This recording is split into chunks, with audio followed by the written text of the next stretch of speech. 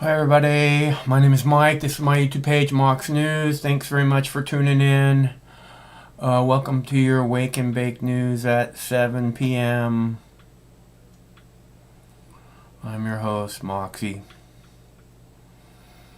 I have many videos for you today.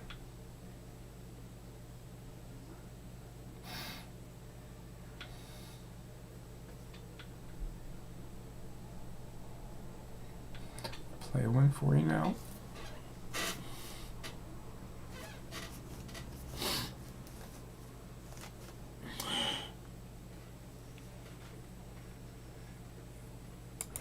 Well, the social media site Reddit is capitalizing on recent headlines by running a blink and you'll miss it Super Bowl ad this year. The 5-second ad starts with what appears to be a car commercial. Then the screen seemingly glitches and this message pops up. Reddit says it was inspired by the community of users who disrupted the Wall Street markets in the last few weeks. And the Super Bowl halftime show. The Super Bowl halftime show was so amazing. Like anyone gives a fuck. I have more videos. Telephone number is on the screen if you want to call.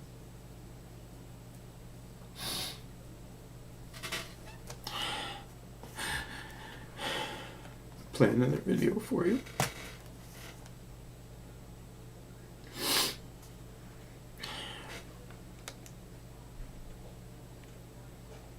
And you are looking at dramatic video of the moment a flash flood roared through the canyon in northern India. It happened after a glacier in the Himalayas broke apart. Search and rescue operations are currently underway. Vedika Sud is following the story from Delhi. And Vedika, tell us about the search and rescue operation. I know it went on through the night last night. Obviously, that's impacted without daylight. What are we seeing this morning?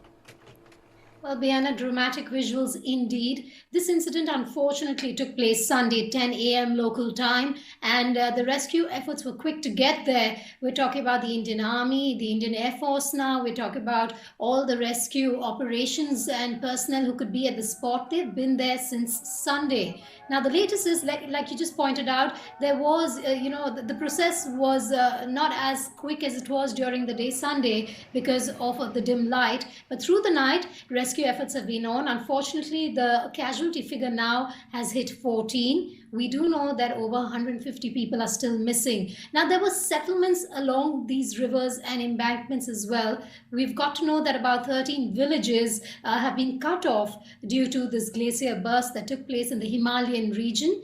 And of course, when that glacial burst took place, there's a lot of debris and the gush of water going down, because of which there was destruction on both sides of the water body. So that's what we're hearing. Water levels did rise yesterday as well when it comes to other water bodies around the place. Adjoining states have been put on alert.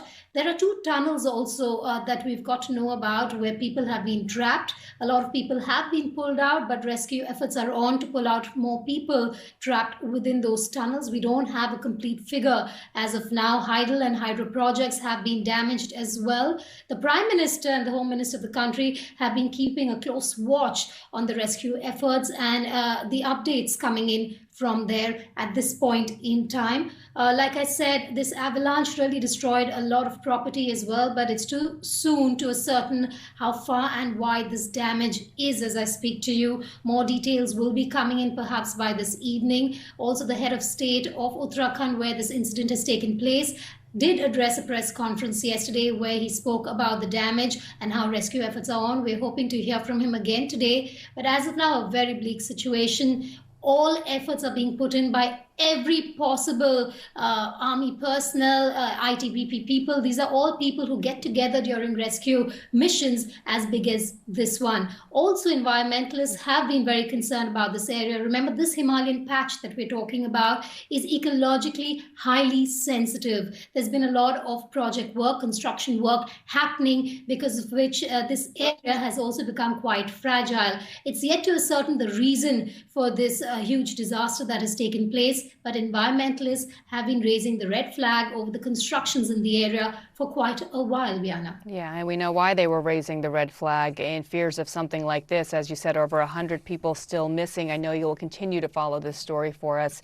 Vitica Sood, thank you so much. Thank you. Okay, what's going on?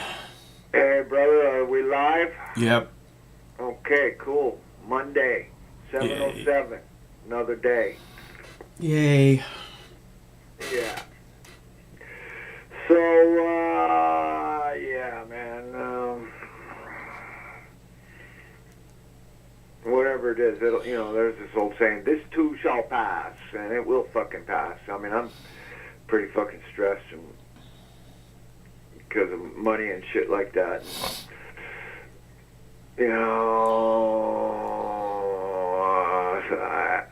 Thank God for marijuana. That's all I gotta say. It's like, without music and marijuana and cigarettes, I'd probably be a freaky motherfucker. It's like, arrest that man! I'd be like, who's the most violent motherfucker you could think of? Like, crazy person. I'd be like Mel Gibson in his early movies where he played a crazy cop that jumped off the roof with a suicide guy. I forget what not Mad Max, but Lethal Weapon. yeah, Lethal Weapon. I'm like that, man. If I get stressed out, it's like, don't fuck with me, man. I'll jump right into you, man. So the marijuana and cigarettes seem to help my coping ability. And the coffee doesn't help. Fuck, I must drink a pot of coffee every fucking day. It's unbelievable. But I think I'm a person of extremes. It's like, fuck. I mean, actually, I'm so vocal and so verbal that I can easily explain to myself to people face to face, one-on-one, or even one to a crowd. And it's really easy to see me if you're face to face with me, and I'm pretty damn honest. But if you hear like all these rumors about me and, oh, he did this and he did that and he fucking threatened these people and blah, blah, blah, blah, blah, they think I'm fucking crazy when they're only getting like a quarter of the story. It's like, well, what about the gang that attacked him that made him do that, And it's like, fuck. So, we're all just people. That's the bottom line. We're all just fucking people. Be kind to your brothers and sisters. And everybody's got a story that'll break your fucking heart. That's one thing I know for sure. This is why I try to be nice to people, is because everybody's got a story that'll break your fucking heart. So I'm glad Rufus is okay. That's good. Me too. Yeah.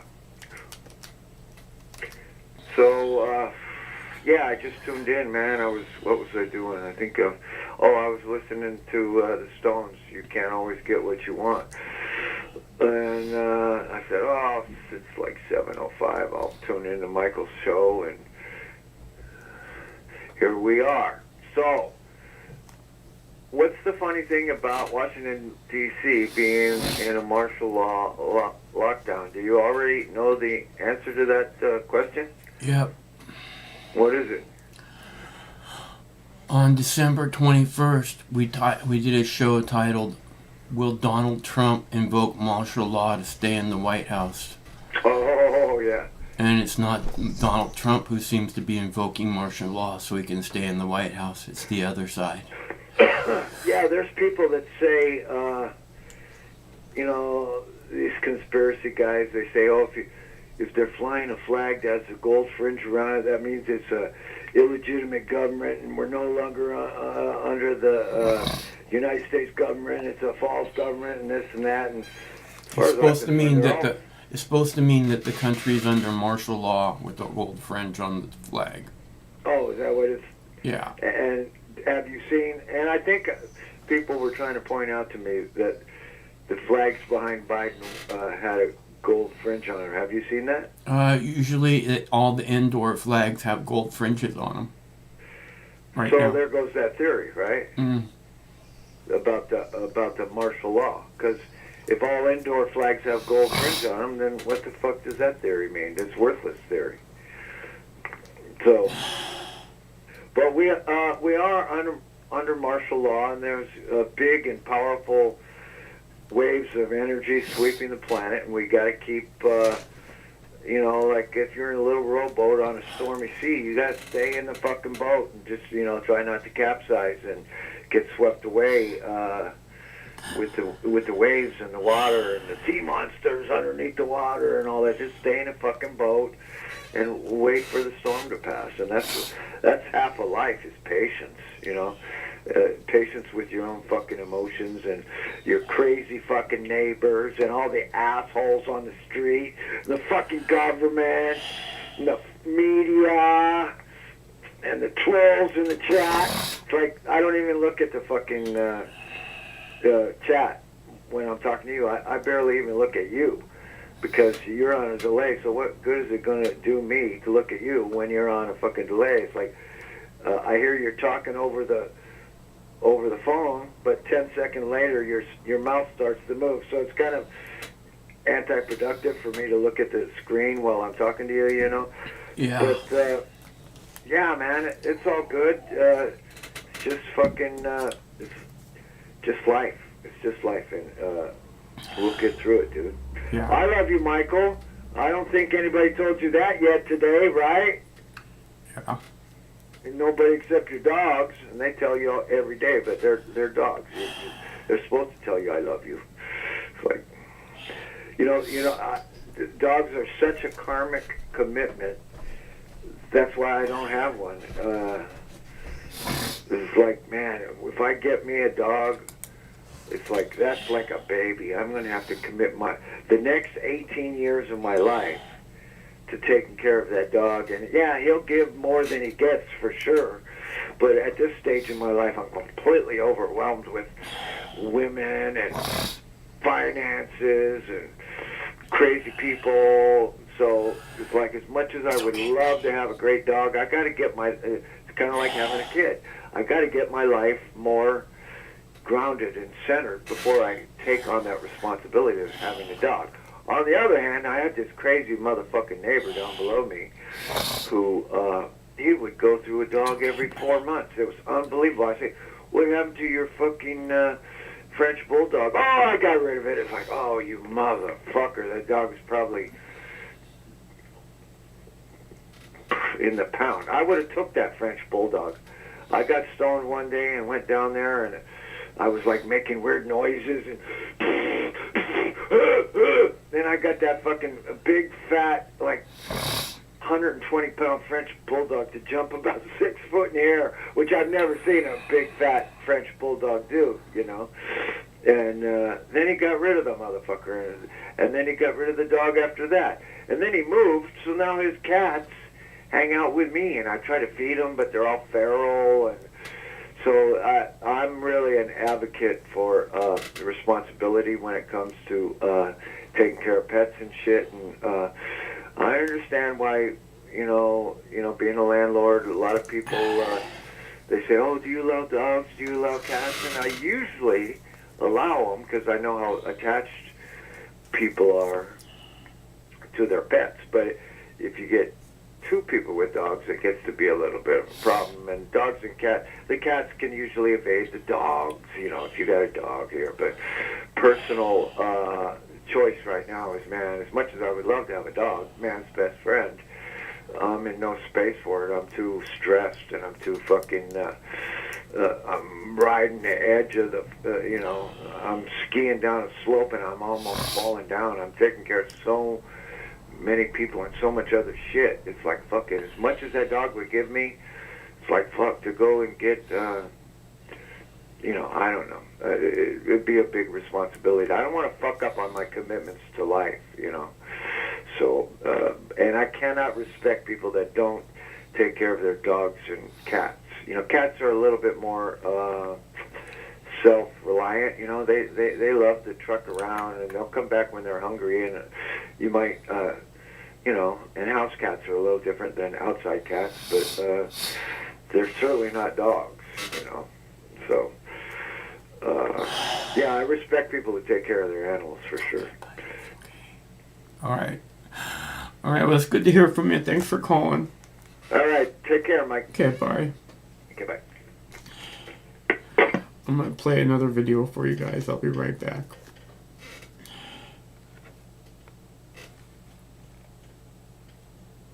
You are looking at dramatic video. Tonight, this is a live picture of the Capitol. We're in a matter of hours. Former President Trump's second impeachment trial will be getting underway. Another moment in history. The words of many of the rioters themselves will be front and center, with one today even calling Trump an unindicted co-conspirator. Out front now, Brent Mayer. He is attorney for one of the alleged rioters, Christopher Ray Grider. And Brent, I appreciate your time. So I actually have a lot I want to ask you about. But let me start first by having people understand where your client was that day. He's seen in the far right of this video taken just outside the House chambers wearing a yellow "Don't Tread on Me" flag. Prosecutors are saying that he handed a black helmet to a man who then used it to break through that glass door, which is where one of the rioters, Ashley Babbitt, tried to jump through and then was shot and killed by police. How do you defend these actions? Well, again, you're only looking at a snippet of the picture, Aaron. The entire video, which we have and the government has yet to produce to us, shows that my client walked up to the door, not screaming, not yelling, not acting maniacally, but went up pleading with the officers who are at their door, letting them know that, look, there's people that are getting crushed in here. You need to open up the doors. He even went so far to let them know that there were some police officers that were getting crushed. He's a former military police officer concerned for other officers. What the rest of the video shows is that as more and more people packed into that area, and as Capitol police officers moved away from the Speaker's lobby door, he turned and tried to follow them away from that door while others started banging through that door, breaking the glass. And then ultimately, Ashley Babbitt jumps through. His back was turned and he was trying to get away from that situation. And that's what the evidence will show in this case, that he had no intent to do any harm, had no intent to damage anything. And that's what we're dealing with. Okay, so on the day of the riot, Grider told a local news outlet that he was there, that he even came to Washington from Texas because President Trump had asked people to come. And he also said the riot calmed down because of Trump. When Trump finally, as I've laid out at the top of our program, he took hours to do it, finally told people to go home. Here's your client. The president told people to go home, so people are going home. So, Brent, my question to you is, how closely was he following Trump's messages? And he's saying right there, he told me to go home, so I'm going home. He sounds like he's taking what the president said very literally. Yeah. I think what needs to be understood from the very outset, Aaron, is that my client never anticipated that what would happen is what was going to happen. I mean, he went there thinking this was just going to be like any Trump rally, and he was going to go and he was going to cheer for his president. He was going to go have dinner that night with a friend and come back to Texas. He never anticipated that there was going to be an order to march down Pennsylvania Avenue. And the next thing you know, he's following the crowds down there. It was kind of surreal for him because he just never anticipated that it was going to evolve into what it did. And yet these directives were coming and the crowds were doing what they were told, and he finds himself in this situation. So Brent, let me ask you, when the president, of course, he's in Mar-a-Lago. Your client is facing serious repercussions for where he was and what he did. Trump's legal team is now distancing itself from people like Mr. Grider, saying, quote, "The real truth is that the people who criminally breached the Capitol did so of their own accord and for their own reasons, and they are being criminally prosecuted." What do you say to Trump's team? Yeah, I think that that's just absurd. I mean, the president abandoned his people. It is frustrating that my client is locked up in a federal detention center in middle America while Donald Trump is down in Florida doing whatever he wants to, trying to pass the buck and pass the blame. I mean, again, my client never went to Washington intending to do any harm. He never intended to end up in the Capitol, but it was the directives from the person that he went there to see. It was those directives that put him into that position. There's no doubt about that. To blame it on them and them alone, that's no different than any other of my clients trying to pass the blame off to someone else when there's evidence to show that they're just as responsible. All right. Well, I appreciate your time, Brent. Thank you very much. All right. And next.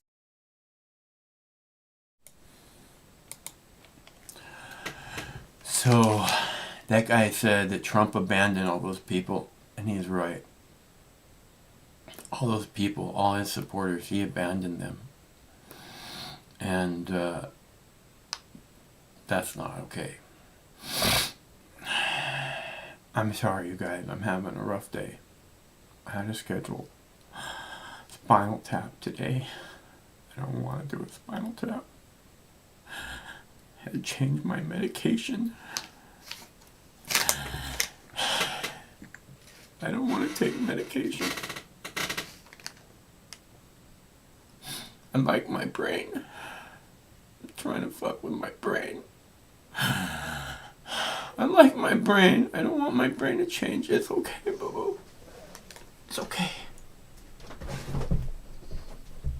Sorry, buddy.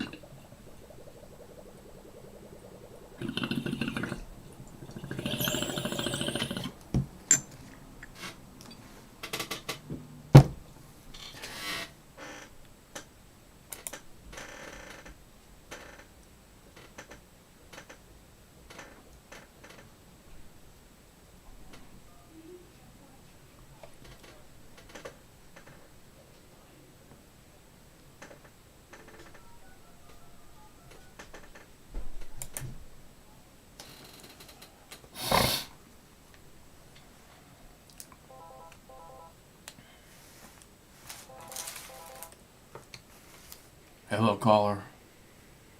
Hey, Mark, this is Brandon, man. How you doing? Hey, Brandon. Good to hear from you, bro. Oh, yeah. Just that last video you played, that's what happens when people really, believe in other people. And, there's nothing wrong with believing with other people, but when you put so much faith in something and it's the warning signs that always been out there about like all types of politicians, you know what I'm saying? Or it could be like somebody like a pastor in church just gonna take advantage of you. That's what happened, when it and he did abandon his followers, obviously, but we'll see what like overall what are they gonna do about it? Are they gonna continue to follow him or what? You know what I'm saying? It's a good question. He seems to have a lot of people. I think a lot of people just think that he got ripped off on the election, and they're just waiting for it. And that's what this whole new impeachment thing is all about. Is just to try and keep him from running again because they're terrified he's going to run again. Well, you know what? To be honest, I would be terrified if he ran again. I've been thinking a lot about. What happened with Robin Hood in the stock market, and when the little guy was, causing a ruckus, then it became a big issue and the wealthy people had to go back and say, wait a minute, no. That's just something so you can pretend like you're going to be like us one day. But we always want to make sure that you're never on our level. And that's, the way I look at a lot of politicians, man. You just... or it could be somebody in the church or, whatever, right? Or someone that you look up to. But most people that we all look up to, they got their own agendas. You know what I'm saying? Period. And at the end of the day, they gonna care about themselves first. And and I just hope that a lot of those people find a way to move on. You know what I'm saying? And yeah, because I have a neighbor that is, she's full blown into Trump. And all she does is sit and watch the news all day because she's retired. And she just gets pissed the fuck off, man. And I'm like, Rhonda, you just can't watch this stuff every damn day. You know what I'm saying? Like, watch a movie, watch something besides just watching this girl. I'm in the bathroom. Yeah, sorry, I'm on the phone and I'm doing something. It was knocking on my door. But yeah, man. Um, but yeah, I mean, it's just amazing how people um, will just throw people to hell in high water.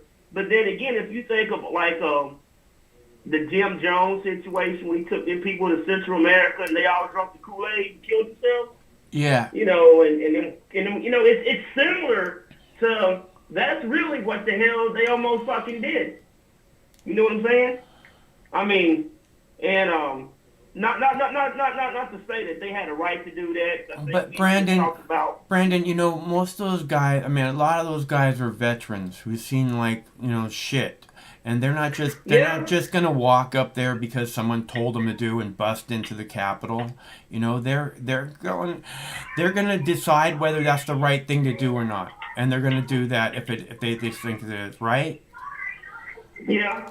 I mean, they're able Yeah. to. They're not just taking orders from Trump. They decided that this is what's happening, and we want to be part of it. Yeah. Oh no. I mean, believe me, I've thought about just like, you know, trying to get to a Trump rally once or twice, you know, just to be a part of it, even though I never really bought, you know, I look more at policies and not like the ridiculousness of some of the stuff that he would say. You know what I'm saying? But it's going to be interesting where those people move forward with, or are they going to still stay active in politics? Or are they not? You know, if Phil got screwed and robbed, then what? And if no one else comes out and talks the way that he talked, then are they going to go away? Are they going to be a Republican, or there's a new party going to start? You know, that's what's interesting to me. If he's gonna go away, it doesn't look like he's gonna go away to me. I mean, I think he's gonna run regardless if they say that he can't run or not. He won't run as a Republican, of course, but I think he's gonna run regardless. Yeah. You know, and I think that there's tens of millions of people who want him to do exactly that. Yeah, I mean, that's what I'm saying. Like he is he's more of a threat to the Republican Party than the Democrat Party, because you even see now with the Republicans now are just trying to keep the Trump voter, but I think they overall want to tone down some of the rhetoric, right? And if he doesn't have a way to put in, you know, like a Twitter account or something like that, he's just kind of, you know, been put in the bottle until somehow he gets out of that bottle. Yeah. You know, and yeah, it's gonna be interesting, right? I mean, shit. I mean, people talk about, you know, a civil war or things like that. What happened? You know. No. But I can see more protests.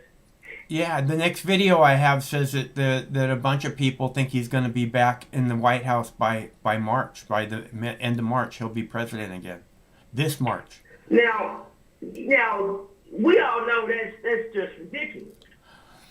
With martial law invoked, it seems pretty tough. We're not going to be able to pull the bums out and take care of business. So yeah, right now it's a little tough to believe. Yeah, but at the end of the day, this way that I look at Trump could only be president for 8 years. That's it. And like everything else, we all move on. You know, Biden's going to be there until he's done, and then we're going to move on. You know, and then it'll be another war of words amongst different leaders through our nation, meaning politicians, of course, and everyone's got something to say, but I think that position now has been tainted throughout the past couple of years as like a birthright, like with the Bushes or the Clintons. You know what I'm saying? And everyone, it seems like now, just wants to be the president. They don't really care about policy of making it better for people's lives. You know what I'm saying? They really don't. It's just it's pretty just much I just wanna be 99% of them are professional politicians, and yeah, those people don't seem to care about us. Right? Yeah. Yeah. Oh no, I agree with you 100%, man. Yeah. I mean, to be honest, I wish that Trump would have just, after he lost the election, just concede and say, hey, we did a lot of good stuff, and he got 74 million votes, you know, and then really. Trump won the election.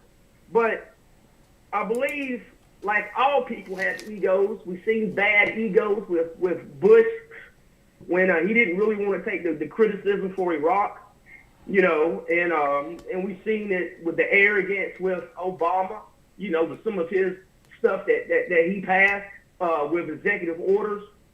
But the problem, Mike, is that our country, me and our politicians, will never work together again. So, that's just not true. They work together. They've been working. They never stopped working together, Brandon. I mean, this is what they do. You think they're not going to pass some kind of military budget for the Pentagon? Is that what you're saying? Oh yeah, well, no. That will pass because that's big money. I'm just talking about simple policy that benefit everyday Americans. You know, if they pass a budget for the military, that helps out the people who work for Boeing or whatever, right? That's not helping the guy who just drives a truck for a living, a tow truck. I mean, something that to where everybody can benefit from policies, and that's just where they're just too far separated on stuff. Yeah, but so Mike, well, what's going on with you, man? You just a little upset earlier, man. Okay, you had a bad day. Yeah, I'm having a kind of bad day. All right. Well, you know, there's always more, man. You know what I'm saying? Yeah. But yeah, Mike, that's all, man. All right, Brent. You know, I know it's well, brother. Okay, take care. All right, bro. It's good to hear from you. Thanks for calling. You too, Mike. Bye. Oh yeah, man. That's our buddy Brandon. I have more videos for you. I'm not sure if they're working. Just a minute. We're learning more about the women. Oh, this stuff's not working. A bunch of stuff's not working. Sorry. You guys want to see the video about the people that think that Trump's going to be back? Trump's going to be back next month. Watch. He's going to be back in the White House next month. Tonight, federal prosecutors charging the youngest suspect in the Capitol Hill riot, an 18-year-old man from Georgia. He allegedly shoved a police officer outside the Senate chamber and supports QAnon. This comes as QAnon followers gear up for a new conspiracy theory that is being pushed on them. And this is that former President Trump will actually be sworn back into office as president of the United States in a matter of weeks. Yes, you heard me correctly. The people who believe this think that Trump will be reinstated as president in early March. Donie O'Sullivan takes us inside the Q. I don't believe, this sounds so crazy, and I recognize how crazy this sounds, but I don't believe Joe Biden's going to be sworn in as president today. A popular QAnon conspiracy convinced some Trump supporters that Biden was not going to be inaugurated on January 20th. Please raise your right hand and repeat after me. But as soon as Biden was inaugurated, a new conspiracy theory took hold. Trump will take office as the 19th president of the United States on March 4th under the restored republic. Hey, it's your favorite truth seeker holding the light for everyone out there who's given up hope that Trump is not the president of the United States of America, when in fact he is. When you think about it, you know, Biden's not in the White House, and they have proof that he's out in California, and it's all staged. Executions will be happening on March 5th. That's a big statement. and I'm really looking forward to it. Trump will return as president in March, they falsely claim. The conspiracy theory is apparently rooted in the belief that an 1871 law turned the country into a corporation, and any president elected after that is illegitimate. The last president to be sworn in before that law passed was Ulysses S. Grant on March 4, 1869. It is this latest bizarre conspiracy theory that Trump would be president again in March that made former QAnon believer Ashley Vanderbilt realize the whole thing is a fraud. It doesn't make sense that all of this is happening and then all of a sudden Trump's going to come back March 4th and it's going to change. I was like, it doesn't seem right. So that's, I guess, what started. I just had that little bit of doubt. But while Ashley was able to get out, others are still clinging on to QAnon. Repost if Trump is still your president read a message posted to Gab late Sunday after the Super Bowl. Gab is a hate-filled social media platform that some QAnon followers have turned to since platforms like Twitter shut down some QAnon accounts after the insurrection. A QAnon account on Gab has more than 200,000 members, and in it, believers continue to look for signs that QAnon is a real thing. A photo purportedly of the White House at night, posted with the message, Q did say something about, if the lights go out, please know we are in control. Echoing the false conspiracy about executions on March 5th, a person posted a picture of the meteorizers outside the White House used during the inauguration with the message, it's beginning to look a lot like gallows. And ahead of the impeachment trial, a plea for QAnon believers to call their senators. It's not Q, it's you that makes the difference. And Donnie, it's just incredible. And you have talked to so many of these individuals, people who are, willing to buy into this March 4th, March 5th idea. Do you think that the impeachment trial that's going to happen over the next few days and next week has the potential to make Trump more of a martyr among some of these QAnon followers or not? Yeah, absolutely, Aaron. I mean, QAnon believers like the so-called QAnon shaman, Jacob Chansley, who went on to storm the Capitol, Trump is a hero. Trump is the hero in the QAnon story. That is why perhaps we have heard Trump praise Q. And I'm sorry. I clicked that on accident. I didn't mean to click that. Okay, so I guess Trump is coming back to the White House anytime soon here. Hello, caller. Mike, what's going on, brother? Just doing this thing that I do. What's going on with you? Not much, man. Just wanting to get a few things off my chest. First, this is Florida Rob. Hey, Rob. And, the last few days of last week was just absolutely great in my mind. I remember what you said a couple days ago. I think you talked. Yeah. You said these politicians, they need to learn their lesson and go to prison. And we need to make examples of them so the people come behind them know that it's not going to be okay to be like that.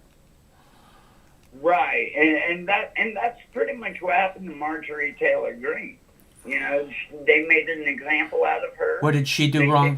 What did she do wrong? She spoke her mind. She spoke her mind. That was it, right? Yeah. Yeah, that's not acceptable in the United States. Okay, I get you. And well, that is acceptable. I'm not trying to say that our First Amendment right is not, good to do, because freedom of speech is freedom of speech, Mike. And it's like me talking right now, it's freedom of speech. Whatever I'm saying right now is actually legal. It's not like I'm going to threaten anybody or harm anybody, but what they're doing to Liz Cheney, too, though, is the same exact thing. She spoke her mind. No, she didn't. What she did was she went against the party, and as an elected official, and against that millions of people who voted for Republicans in the party and said that they were wrong to vote for Republicans, and basically, she made it clear that she doesn't stand with the voters or the Republicans at all. And she made it also clear, and everybody should understand, Liz Cheney's a horrible piece of shit who has profited off of 9/11 more than any other single sitting member of Congress. Okay? That's who Liz Cheney is. She deserves as much shit as possible. Do you think that, because of what they did with Marjorie Taylor Greene, do you think that that's going to set an example for these politicians? No, it sets an example for you and I. You and I are no longer to question what happened on September 11th, or else we will be sent to re-education camps, rightfully so, because that discussion is not acceptable.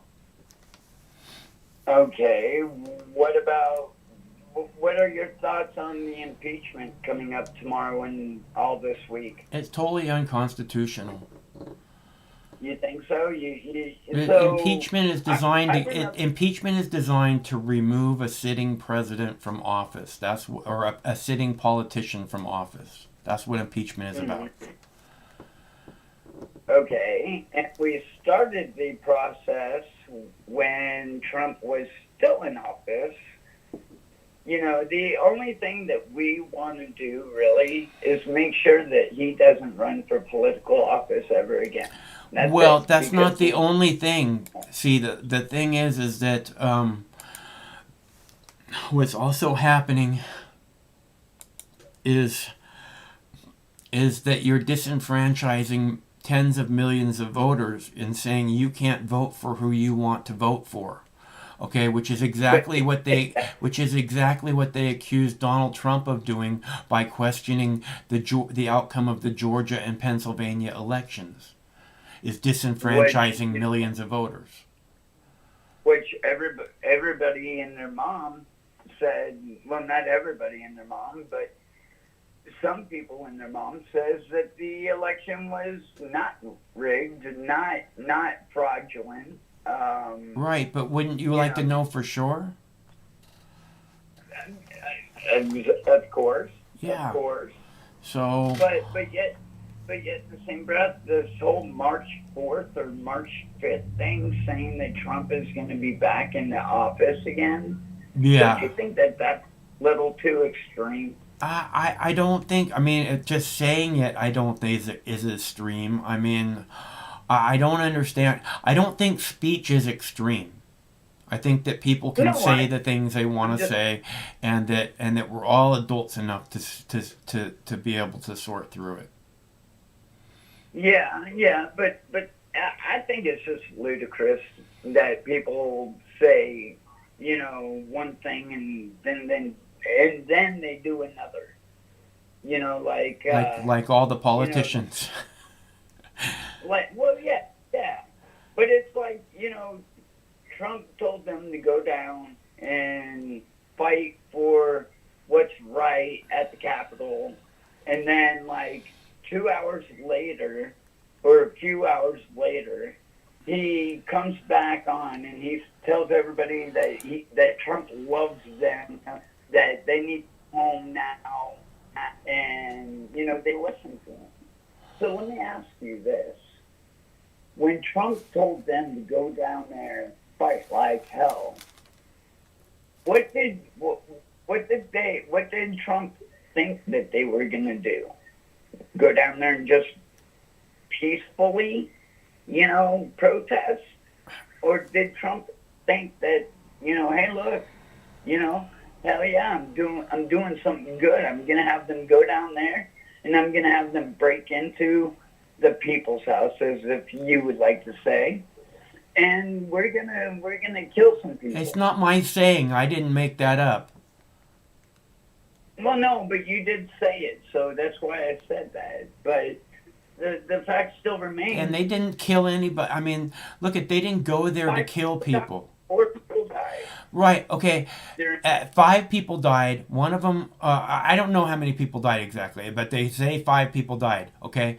And what you see is every time the police are standing to the side of the people, right next to them, nothing happens to the police. But when they're standing in front of them, the people try to push them out of the way. Okay. Right. So. And the cops are, you know what? I don't like the cops either. Okay, some of them are good, but most of them are crooks, in my opinion. Now, Well, they arrest you know, they arrest people for things that they do every day, which is disgusting. well, yeah, but it's still shameful. You know, our country needs to be ashamed of ourselves. Okay, I don't think it's our country. I think it's our government and our police state. Our Police. government, our country, that, you know. I mean, our people. We have a beautiful country. I think the people are beautiful, and have limitless potential, and we're just being held down. You know, like the people who didn't go to the U.S. Capitol. You know, those are lovely people. You know, the people that went there who started, I'm going to say it, vandalize the people's house. You know what I mean? Started breaking windows. They broke into the people's house. That's correct. Yeah. And you know what? To me, when they were doing that, it wasn't great.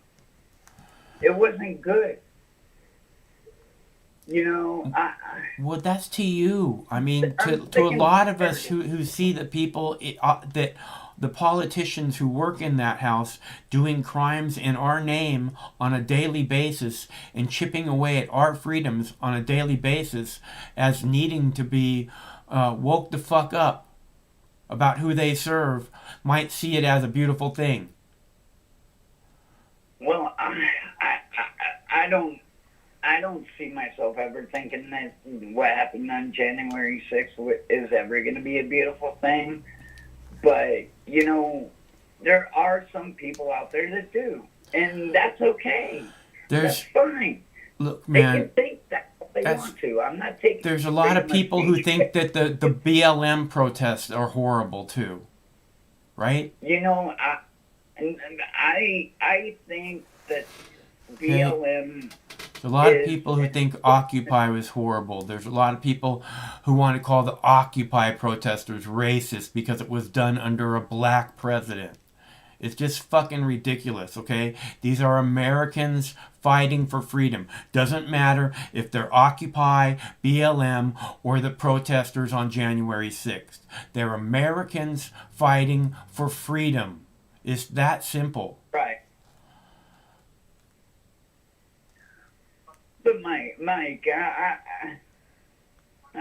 I don't know, bro. I just think that this whole thing is crazy.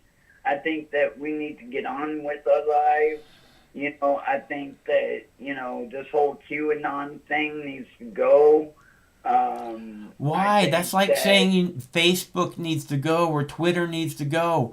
Look at, or Alex Jones needs to go. They kicked Alex Jones off of Twitter, off of Facebook, off of YouTube. Okay, did Alex Jones need to go? Did he? Was he hurting somebody? He was saying whatever the fuck he wanted to say. That's what America's all about.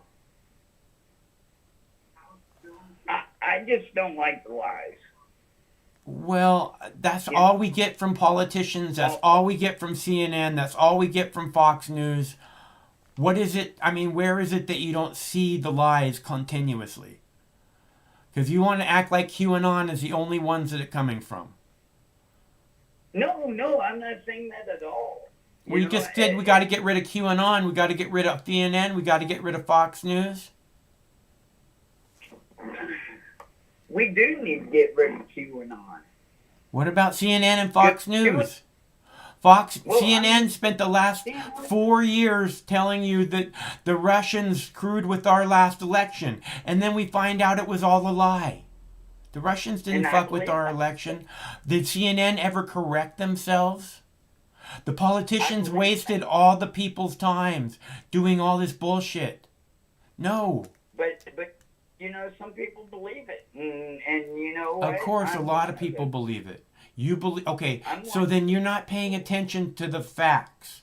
Okay, I showed a video on here last week of about an FBI lawyer who forged documents, admittedly forged documents in order to make it look like Donald Trump was conspiring with the Russians. Okay, I played that video last week.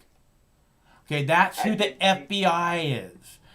And CNN knows all this shit. CNN didn't play that video. That was not a CNN video, I guarantee you. I don't remember. I watch it all the time. I don't remember. I smoke way too much weed, Mike. Well, I'm just telling you. See, the problem is that you're picking a side as if one side is on your side, and they're not. Okay, I'm not on Donald Trump's side. I'm on the side of freedom. I'm on the side of Americans having a government that respects them and that they feel proud of. And I don't see us having that. And I don't think Donald Trump had that either. Okay? Well, how are we going to do this, Mike? How are we going to, like, you know, other than, you know, storm the U.S. Capitol or anything like that, how in the hell are we supposed to take back our country then? You know what I mean, Mike? Like, how are we supposed to do that without violence? And violence is never the key to any situation. I've explained this many times too, Rob, okay? We need to come together and recognize a common enemy, and then we can, which is the U.S. government. It's the only threat to your personal freedom. That's it. The U.S. government and their police state. That's the only threat to you. Not Iran, not China. And if we could just come together, we don't have to do violence. All we have to do is sit down and say, are you listening yet? And if they're not listening yet, then we just stay sat down. We don't just... that would get their attention very quickly. If nobody bought anything off of fucking Amazon, that would screw up so much shit. If nobody bought anything off of Amazon for 1 week, that would screw up so much shit, so much delivery timelines, so much fucking, all this transportation and fucking shit that's got to be going like this, like clockwork. We definitely, and if you get Jeff Bezos' attention, you're going to get the whole Congress attention. Do you think if we get, even Elon Musk, do you think if we get his attention, Congress will fucking pay I think Elon Musk isn't in the same business. I think if you shut down Tesla, you're not shutting down this giant thing that's fucking feeding 75-80% of the households in America. Tesla is feeding a very small amount of households in America. Very small percentage. Less than 1%, I would bet. What do you, one more quick question, and then I'll leave it at this. What do you think about solar? I mean, I think I've heard you talking about it on your show before, but I don't remember. What do you think about going solar? Do you think that would be a smart idea? I've said in the past that if we want to solve this energy problem, it would be incredibly simple. One of the first steps would be the government funding everyone who has proper fucking sunshine to put solar panels on their household. There'd be so much extra fucking energy just from that we'd be able to charge all the electric cars in the United States for free. And people could buy more of them every single day, and it would stay exactly like that. So you'd have cars running for free in the United States. Do you think it will create more jobs, Mike? Well, I think if you start a proper infrastructure project If you start a 22nd century infrastructure project, it will create millions of very good paying jobs. And then a whole bunch of millions and millions more of secondary jobs from the people who now have money to spend at those other places. That's Amen, Mike. I love your TV show. I love your YouTube channel, Mike, and thanks for talking to me for a little bit. All right, Rob, it's good to hear from you. Thanks for calling, bro. You too, man. Stay cool. We'll get through it.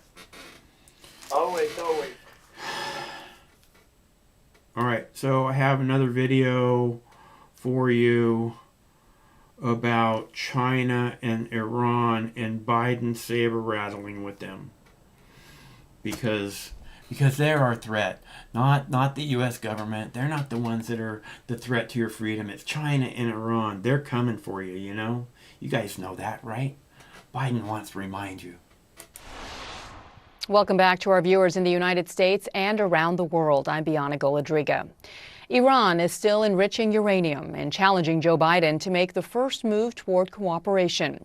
But the U.S. president is saying no. In an interview with CBS News, President Biden said the U.S. will not lift sanctions on Iran, particularly while Tehran enriches more uranium than it was allowed in the 2015 nuclear deal. Iran argues that former President Trump violated the deal by leaving it, and so it's up to the U.S. to rejoin it and lift sanctions. U.S. officials are currently in talks with European allies to figure out their next steps. And China is taking a hardline stance with the U.S. The Biden administration says it will continue to promote human rights and democratic values in the region. President Biden has described China as America's most serious competitor.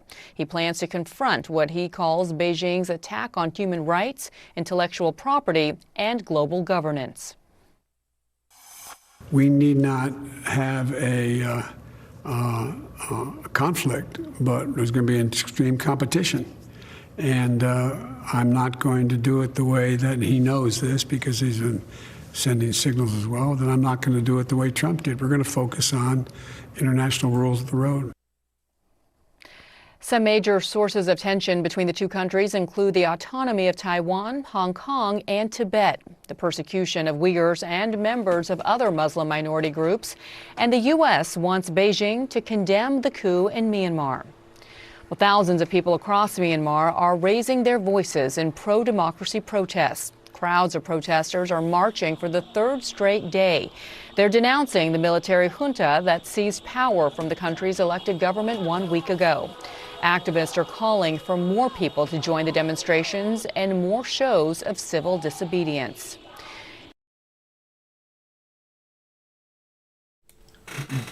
Okay, so the reason I left the Myanmar clip there at the end of the protesters marching in the street is because when the protesters march in the street in other countries demanding free and fair elections, it's a good thing, it's a beautiful thing. But when they do it here, those protesters are evil. Hello, caller. Hello.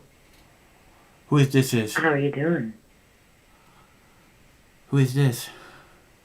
Laura. Hi, Laura. Thanks for calling. How are you doing? I'm gonna make it. Well, you don't seem like you're doing very well. Sorry. I'm here. I'm doing my thing, man. Yeah, but you're kind of sad. Having a problem. Not having a good day. Can I help you? I don't know. Well, I just started watching the show. Oh, I'm glad to have. I'm glad to have you here, and thanks very much for calling, and thanks for your concern. That's very nice of you. Alright. Sorry, I'm just having a bad day. It's just a little bit of a rough day. Okay. Hey, we all have them. Yeah, I know. But how about that halftime show on the Super Bowl? I don't know. I didn't watch the Super Bowl. Was it good? You think I watched it? I don't know. I didn't watch it. Yeah. Nobody watches it. Does anybody watch that shit anymore? I don't know. I think people just use it as an excuse not to do stuff, or as a way to communicate with each other. You know, why they have sports. They go, oh, we have this in common. That makes us so we can communicate. It's fucking stupid. Yeah. No, I think it's a reason for people to drink. Well, that too. Because, you know, what happened at work today for me was all the junks didn't show up to work today. Oh, yeah. Well. So then it pushes more work on everybody else. Yeah, because they want to be little fucking drunks. Well, Yeah. I you know, alcohol is a very dangerous drug. I don't want to take it away from anybody, but people should be very careful with it. Well, yeah. You know, the thing is, if you have to work the next day, you need to know how to control your alcohol. Yeah. I mean, you can't be 45 years old and not able to show up to work because you drank too much the day before. See, I always say a man has got to have priorities, you know? Yeah. Whatever they are. America's turned into a big slush. A slush? Just slushy and goopy and gross. I don't think it's America. I think that people are misled and misprogrammed from the time they're little. I think that America is a good place. It just, we need good leadership. That's all. We don't have any good leadership. Yeah, I don't see this even halfway turning around. Do you? No. Here's what's going to happen. Let me just make a little prediction. Okay. They will do another 9/11, some false flag BS. Yeah. It'll bring the country together. Right. You know, to kill somebody else, to kill another country. Yeah. That's what'll do it. Well, you know what? Nah, I don't even think that'll work. Because American people have woken up too much to know this bullshit. Yeah, they're not going to be able to do, they'll do, you know, what, COVID-18, yeah. 19, 20, 21, 22, 23, I don't know. But hey, let me tell you what, remember I told you I worked at that hospital? Uh-huh. The doctors, I've talked to the doctors there. They said, yeah, the whole thing is fucking bullshit. It's bullshit. It's gonna go away. It's not gonna be around much longer.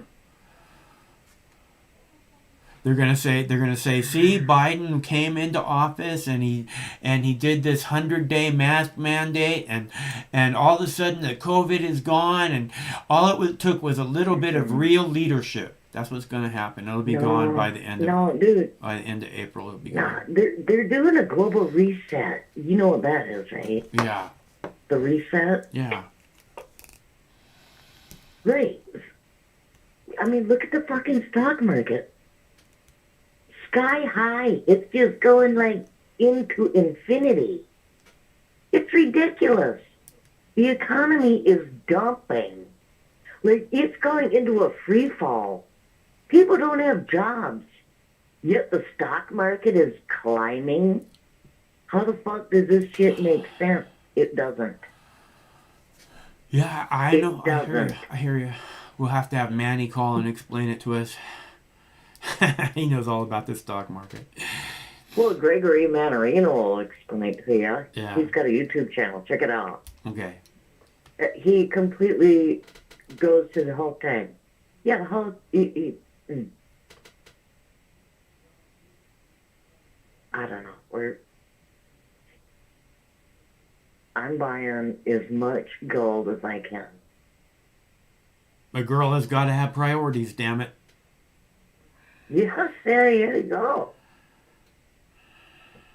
Hey, Mike, I hope you're... I hope you have a good day tomorrow. Me too. Thanks, I hope Laura. you sleep well tonight. Drink water. And drink some water. That's a good plan. Everybody should be drinking lots of water.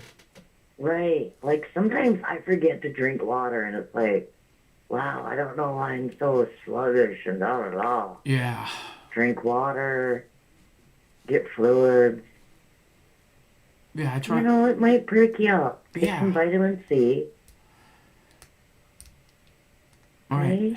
Okay. Thanks. I'll make sure and get some fluids. All right. Okay, Laura. I hope we talk again soon. Don't wait so long next time. All right. Okay. Yeah. Bye. All right. Sounds good. All right. Bye-bye.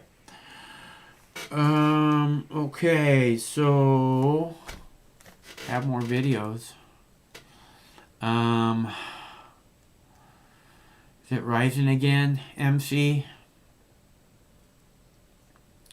Oh, I have a video about that. Here, let me play a video about that for you. Oh, we got a caller. Hello, caller. Michael, it's your boy Pete Dog calling from Rhode Island, motherfucker. It's your motherfucking boy. What's up, G? Yo, it's your boy calling in. I ain't calling in with none of that bullshit. What's up, buddy? How you been, man? You sound like you're a little bummed out. I don't like to hear that shit. I'm sorry. I don't like, buddy, I care so much for you deep down in my heart. And I don't like to hear you sad, dog. It's okay. I'm sorry. So what's going on, bro? What's going on with you? Share with me, dog. Share your heart. I want to hear your pain. I care, Michael.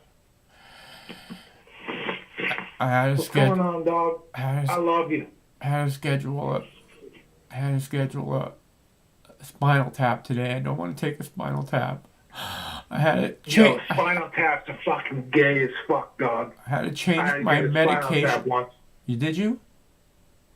Yeah, way back in the day when I was a little G, dog. When I was a little G, I had to get a spinal tap. That shit sucked. Yeah, I don't want to do that. It's good. It's a very good method of diagnosis. You know, that's why they take the spinal tap, because if they take some of your spinal fluid, they can diagnose all kind of diseases that you got. So who knows? That's why they do that shit. They're taking fluids So out of who my. knows? They're taking fluids out of my brain. Fuck, man, that sucks, dude. I don't want to. They change my medication. I don't want to take medication that changes my brain. I like my brain. I'm trying to fuck with my brain, and I don't like it. Dude, is there any option? Because if you have any option, you should try to avoid that shit.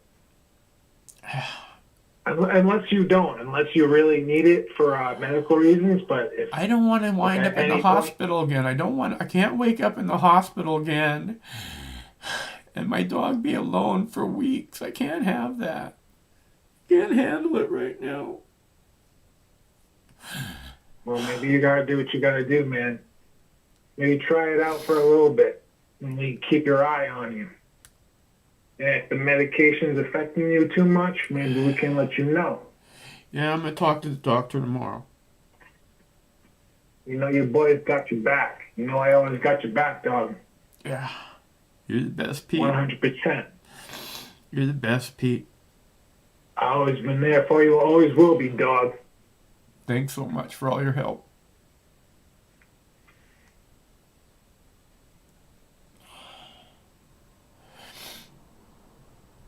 Damn, homie, you're gonna make me emotional. I don't want to get emotional on the phone. I'm sorry, dude. I'm sorry. Shit, dog. I just want to. You make me cry, dog. I'm crying. Dude, I'm crying now. I'm crying, Mike. I'm sorry. You're making me cry. I'm sorry. Yo, dog. Let's cry together. Let's all cry together. I just. Yo, we all love Mike. I don't know what I want. I just don't want to. I don't want to fucking. I just want everything to be okay. I'm sorry, Pete. Don't cry. Okay? That's all right, dog. I'm not really crying. I'm just fucking around. I never cry. I don't cry for shit. Okay. Good. I'm not judging you for crying. I mean, for real, I am getting legit emotional. I'm not gonna lie. I hate to see you hurting like this, dog. It hurts me. I'll get It hurts over me it. in my I'll gut. get over it. I'll get over it. It'll be okay. No, it's all right, dog. It's all right. Everything's gonna be fine, dog.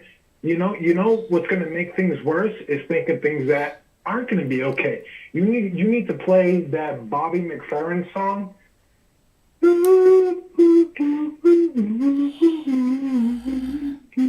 You gotta play that shit on blast, like all night.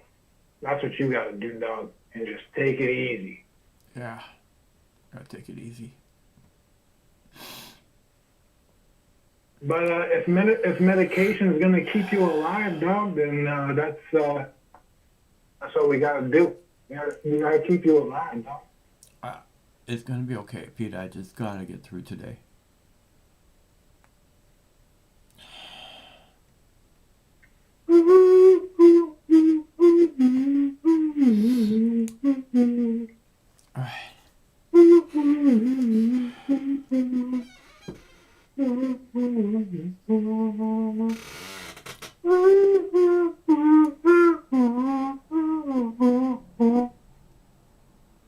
It's gonna be all good, dog. It's gonna be all good.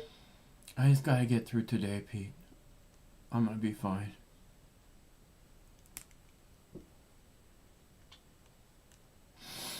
Good to hear from you. God bless. Sorry, buddy. I love you. I wish I could be more calm. It's gonna be okay, Pete. I love you, man. All right, I'll talk to you soon, okay? All right, buddy. God bless. Hey. I love you. Bye. Kisses. All right, so I want to play this video about Tesla buying a bunch of Bitcoins because I thought it was interesting information. Well, Tesla is making a big bet on Bitcoin. Elon Musk's electric car company invested more than $1 billion into the digital currency. In a filing with the Security and Exchange Commission, Tesla also says it could soon be accepting Bitcoin as payment for its products. The investment set the price of Bitcoin up roughly 13% on Wall Street. Elon Musk is also funding a new project geared at fighting climate change. The challenge calls on innovators around the world to create a way to pull carbon dioxide directly from the atmosphere or oceans. Musk has set a goal of removing 1 ton of CO2 a day. Whoever wins the competition will receive half of the $100 million prize money. Second and third place will get up to $20 million.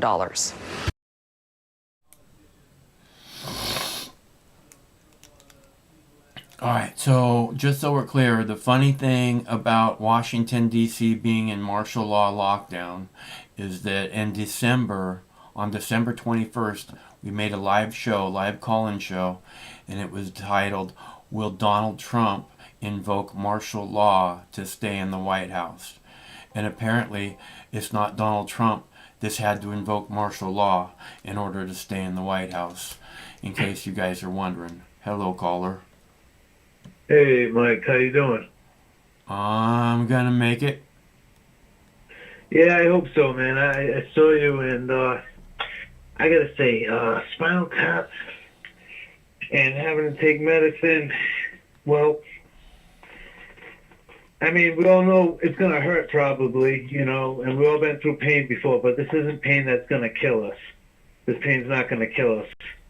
And then the medicine itself is something that because maybe they're taking something out, they're going to take fluids out of you. Maybe they need to replace fluids, or if you're taking medicine beforehand, maybe it's to do the actual study itself. So they give you a certain nutrient and see how your body reacts to that nutrient by taking out the fluids afterwards and studying them. They're trying. But you shouldn't have to. They're trying to keep. You shouldn't have to. They're trying to keep me from Don't having. have to worry so much about. Don't have to worry so much about it's not going to change your brain, Mike. Your brain's going to be the same. You're going to think the same. Everything's going to be the same, and you're not going to feel much any different by taking the medicine. I don't think. It's not something you're going to notice. I'm sorry. Go ahead, Mike. Yeah, they think they're trying to keep me from having seizures, and they think the one medication is making me depressed. So they're trying to change the medication, but they have to do it slowly, and it's all fucked up. Yeah, and the thing is though, they're gonna do it slowly, and that's a good thing though. At least that shows that they care, Mike. They're not just trying to push something on you. The other doctors actually know what they're doing. You know, they're not gonna rush. They're not gonna give you a whole dose at once or something like that. They're gonna give it to you slowly in increments and stuff. Yeah. That's what that doctor's thinking. You know, they're thinking of their noggin's working. They're thinking. Yeah, they're very smart people. Yeah. Yeah, they're not going to do anything, put you on the table and, like, cut you up with some butcher knives and stuff and like get some kind of fillet of fish. It's not going to happen. Yeah. You know? So, you got to have a little more faith in the doctors and don't think something bad's going to happen, because it's not. They know what they're doing. You know, and they've done it before. Yeah, I know. Plenty of times, you know? Plenty of times. Yeah. But, I'm trying to do what's right. I see this. Yeah. I'm trying to do what's right. I'm just, I'm paying attention to what they say and trying to figure out. I'm trying to, look, I don't want to go back to the hospital, so I'm trying to listen to them as much as I can. Right. Right. Right. And they're not going to steer you wrong. I don't think they're going to lie to you or anything like that. I mean, be honest with them, too, how you feel about it. And so you can get as many questions answered, you know, when you do see the doctors or when you do talk to them. Try to get as much answered, things that you don't know. And that will make you feel better, because when you don't know about something, that's what makes you fear. You fear something that you don't know. And that's what sets in the fear. So it's best to get all those questions answered by the doctors that you have. You know what I'm saying? Yeah. Yeah, I'm going to talk to the doctor doctor tomorrow. Help yourself feel more secure. I'm going to try and talk to the doctor tomorrow. Yeah. Oh, yeah, definitely. And have some questions written down. Yeah. Like what? Yeah, definitely. Because that's going to help you, man. You feel a lot better knowing. You know what they say? Knowing is half the battle, G.I. Joe. I always think that, you ever hear that saying, G.I. Joe, you know? I don't remember knowing it half the battle part of it, but... Oh, yeah, knowing is half the battle, is what they said, or something like that. It's part of the little lingo or slogan or something before the cartoon comes on. But, yeah. And they say knowing is half the battle. Well, obviously, I say to myself, not knowing, because they never mention what the other half is. They only say knowing is half the battle. Yeah. And that's strange. And that was strange. That was like a cartoon from the 80s. No, I remember that cartoon. I didn't really watch it, but I remember it. Yeah. Yeah, G.I. Joe, and knowing's half, and then they said knowing's half the battle, G.I. Joe. But they didn't say what the other half was. Well, the other half is not knowing. And that's what I say. The other half of the battle is not knowing, you know? There's the things we don't know, and then there's the unknowable unknowns.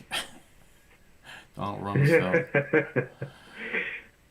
Yeah. But you could find out the answers to them questions, though, still. As long as you know and you don't know, you know everything at that point, you know? Not knowing something is knowing everything, actually. When you not know, you're abundantly smart. Not knowing anything. Well, if you can if you can admit to yourself that you don't know, it's you're way ahead of the game. Yes. You're actually smarter than you know. Hey, I'm gonna put a fan on here. I don't know if it disturbs the phone, but let me know. Does that disturb the phone, or can you hear me? Yeah, I can hear you. As well? I can hear you. Oh, okay, cool. Because I gotta smoke a cigarette. It goes out the fan, the exhaust fan, out of my stove, so I don't get the smoke in the house. Good plan. Yeah, I don't like that. I don't like the house to have any smoke in it. Some people do that in the house. They're smokers and they got smoke all in the house. And I say, wow, it's just terrible. You get yellow walls and everything. Yeah, it sticks to everything. Yeah. I was hearing this other thing on the news I heard about, I don't know if you heard about this, people that use meth. I mean, if there's people in your neighborhood using meth, then you got to figure that there's meth labs in your neighborhood too. And when people are renting out houses or they're buying homes, they don't know. They're not told that this house or this home was used as a meth lab. So they run into this place unknowingly with residue all over the walls, into the carpet, and this residue actually the family breaks out with hives and rashes, and terrible things start happening to them, all this irritant to their skin and their eyes. Yeah, I think in this state they're required to tell people by law that kind of shit went down in the house if they know about it. Well, this stuff has been happening in Australia. It's like an epidemic, and then the people, they're not telling them, and they're just moving into these homes, and they think it should be required that they're known. They should be known, you know. So they're coming in. They got medical problems within a month. They got serious medical problems for themselves and their family, and they have to get out the house and redo it. You know, a huge fortune. And it's like, wow. And they weren't prepared for that. They had no idea. But it's an epidemic in these cities, especially in Australia. It's real bad, they say, the meth. Which it was hard for me to believe. I had no idea. It seems to be everywhere. Cool going people. It seems to be everywhere. It's very popular in Asia, from what I understand. Asia too, really. Methamphetamine, yeah, that's what I heard too. I heard it's fucking, and that stuff's terrible. If it's doing that to the walls, and you move into a house that's been a meth lab at one point, or people even used in the house, they're saying that people even used in the house enough to where you can move in and start getting these irritants in your skin and your eyes and having medical problems within like a month. I says, wow, that's terrible. Now, imagine what it does to the people that actually use it. Yeah. I said to myself, imagine the insides of them. Yeah, and you can see the outsides of them. If you look up people that take meth and look at pictures of them on the internet, you see these people that just look terrible. Their eyes are falling off, their hair is missing, their lips are hanging off, their teeth are gone. It's just, ugh. There's holes in their face. Well, again, and that's what the meth does to them. There's not proper. And they keep doing it too. There's not proper leadership, so the people get lost. And as long as there's this ridiculous drug war, people are gonna have to stay in the shadows with that stuff, so they can't get help. They get help, then they're fucked because they're gonna have to go to jail. And it's just, you know what I mean. You have to legalize everything so that and then the usage of the drugs goes away. I mean, if you look at Portugal, they legalized everything, and heroin use is almost non-existent in the country. Really? Yeah. Wow, no kidding. Well, I got to say something here. I mean, a lot of countries have gone through the things, I think, just as much or even more than the United States has. I think the United States is, only 200 years old or something like that, right? Maybe I'm wrong. But, and we haven't gone through maybe half as much as these other European countries have been going through, you know, in terms of, like, internal struggles and stuff amongst their people and economics and land and stuff like that, property. But I mean, here we are in America right now, and you just played a video with some guy bought so much. Now, who is this guy that bought it? He's some guy that has he has a multi-million-dollar company, probably, right? Yeah. He's super rich. He buys a whole bunch of Bitcoin.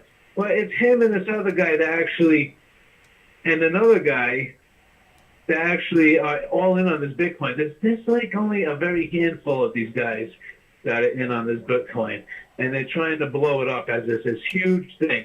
You know, that's a transference in the currency of America. That's an indent in hitting into our government in a way. Like, that's something going against the government, going against the grain.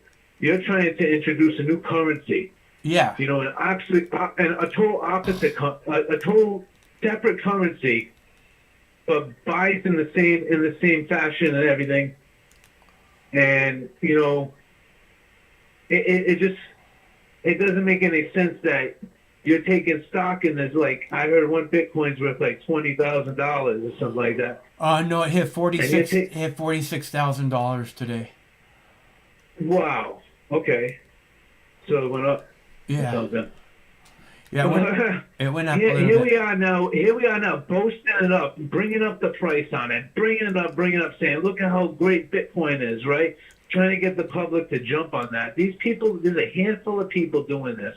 They're trying to control the currency of America, like it's a free federal fucking currency, like where they can have it for themselves. It's not like that. They're trying to get their hands on making profit off our own currency. That's what they're trying to do.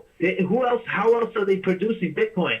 Out of, first of all, American currency is what's doing it. They're not popping up gold out of their fucking pockets to make this Bitcoin. They're popping up American currency. U.S. dollars are backing this Bitcoin. That's what's backing Bitcoin. U.S. dollars. I think it's a belief. It's It's a belief not system. gold. It's a belief system. It's just like any other commodity. There's only so many of them, and people decide, oh well, this Pokemon card is worth this much because there's only so many of them. But the thing They're is, trying to take over a large amount of money in the United States. They know there's a whole piece of money. There's a whole piece of the pie, and if you could control at least three quarters of that pie, then you have like ultimate control on the whole pie at that point. You could raise, you could lower, you could say this, you could say that with the money, make the value different. You could do all kinds of stuff. And this is what they do with Bitcoin. Bitcoin's already, they set a fucking, like you said, a belief system. Whose belief system? A handful of fucking rich guys, that have a lot of fucking money. there seems to be That's whose belief there system seems it to is. be a lot of people invested in the Bitcoin, and Right. because a lot of people the like reason, Donald Trump. and I Donald don't think Trump, so. I don't think so. I don't think there's that many people like Donald Trump, for one thing. But number two, there's a lot of places that do tremendous amounts of business, and they and lots and lots and lots of them that do tremendous amounts of business accept Bitcoin as currency now. So it's Right. and I don't Right, think of they would course, do yeah. that. I don't think they would do that for just 2 or 3 billionaires that are trading Bitcoins back and forth. Nothing. Yes, they're playing with billionaires. Billionaires. One single guy fucking came up with his Bitcoin. Actually, it's You know two who it brothers. was. He It was two brothers. They invested, or maybe two brothers. They invested very little bit of money into this idea, and it was a scam from the get-go. Okay, and it was a scam to take over the government. This is what this is. This is called a revolution. You have Donald Trump. Okay.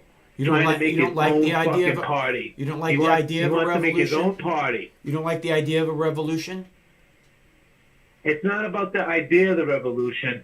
It's just the idea when it has to be a revolution just because half of the country is opposed to the other half of the country. Why can't we settle on those terms and wait 4 years and then mold it again the way we want them?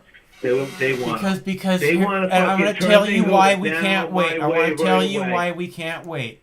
Because in those 4 years, the people that are currently occupying the White House and the Congress are going to do crimes every single day, and they're going to do those crimes in your name. Donald Trump is a co-conspirator. In the Donald good Trump name is- of these people America, that- and with your tax dollars. Okay, these people are doing crime, and and every single day they're going to chip away at the Constitution. And I'm no Donald Trump supporter. Fuck Donald Trump. He's a horrible piece of shit. He's a horrible piece of shit. He's a horrible piece of shit. Just like But the Nancy, guy is just trying like to do, Nancy, though, he's trying to- just like Nancy Pelosi and Mitch McConnell. Horrible pieces of shit. Yeah, they're just investing in their own. This is even from the local government down to the local government, even where I'm from, these people just invest in their own interests. It's not for the people. It's not. If it was more for the people, then we have a better country. So you just want to better country. So you just want to have the better leaders. So you more honest just leaders. want to let them go for the next 4 years, and then hope that the ones after that are going to be better, and let them go for 4 years, and then hope that the ones after that. No, because what happens is they. How about we have a revolution? They run again. How about we have a revolution? What happens is and we kick the bums Listen, out, if I and we started arrest. off in city council, if I started off in city council and I got enough votes, I could just work my way up to mayor. Why not make mayor? Then from after mayor, I go to governor. You know what I'm saying? I'm going to stay in. They're not going in for 4 years and then dropping out. He's staying in. He wants to stay in. The reason why they want to impeach him, though, is so he can't run anymore. He shouldn't have any power in office anyway.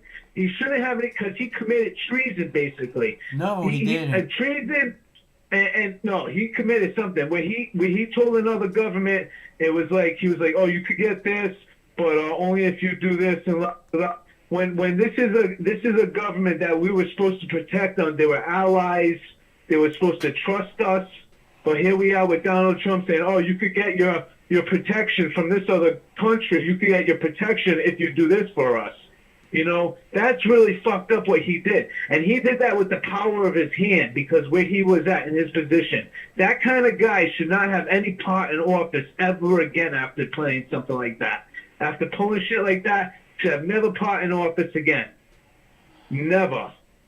You know, and he tried to dictate the health situation. He stood up there and tried to dictate this health crisis that we're having when we had a fucking the fucking doctors right behind him, and he's not even letting them talk. He's trying to take over and tell you to fucking swallow chlorine. Wash your hands with bleach or something. You know, look at Hillary This guy's a lunatic. This is what you call a dictator. Somebody's trying to rally up. When he was talking to everybody, when he talks to the crowd, right? When he talks to the crowd, he says, "Oh, they're going to take this from us. They're stealing this from us. La da da." Who are they stealing it from? Who's they saying to us? He's saying the other people that were voted in. They were voted in by the other half of our country. It's half the country that believes one side, the other half believes the other side.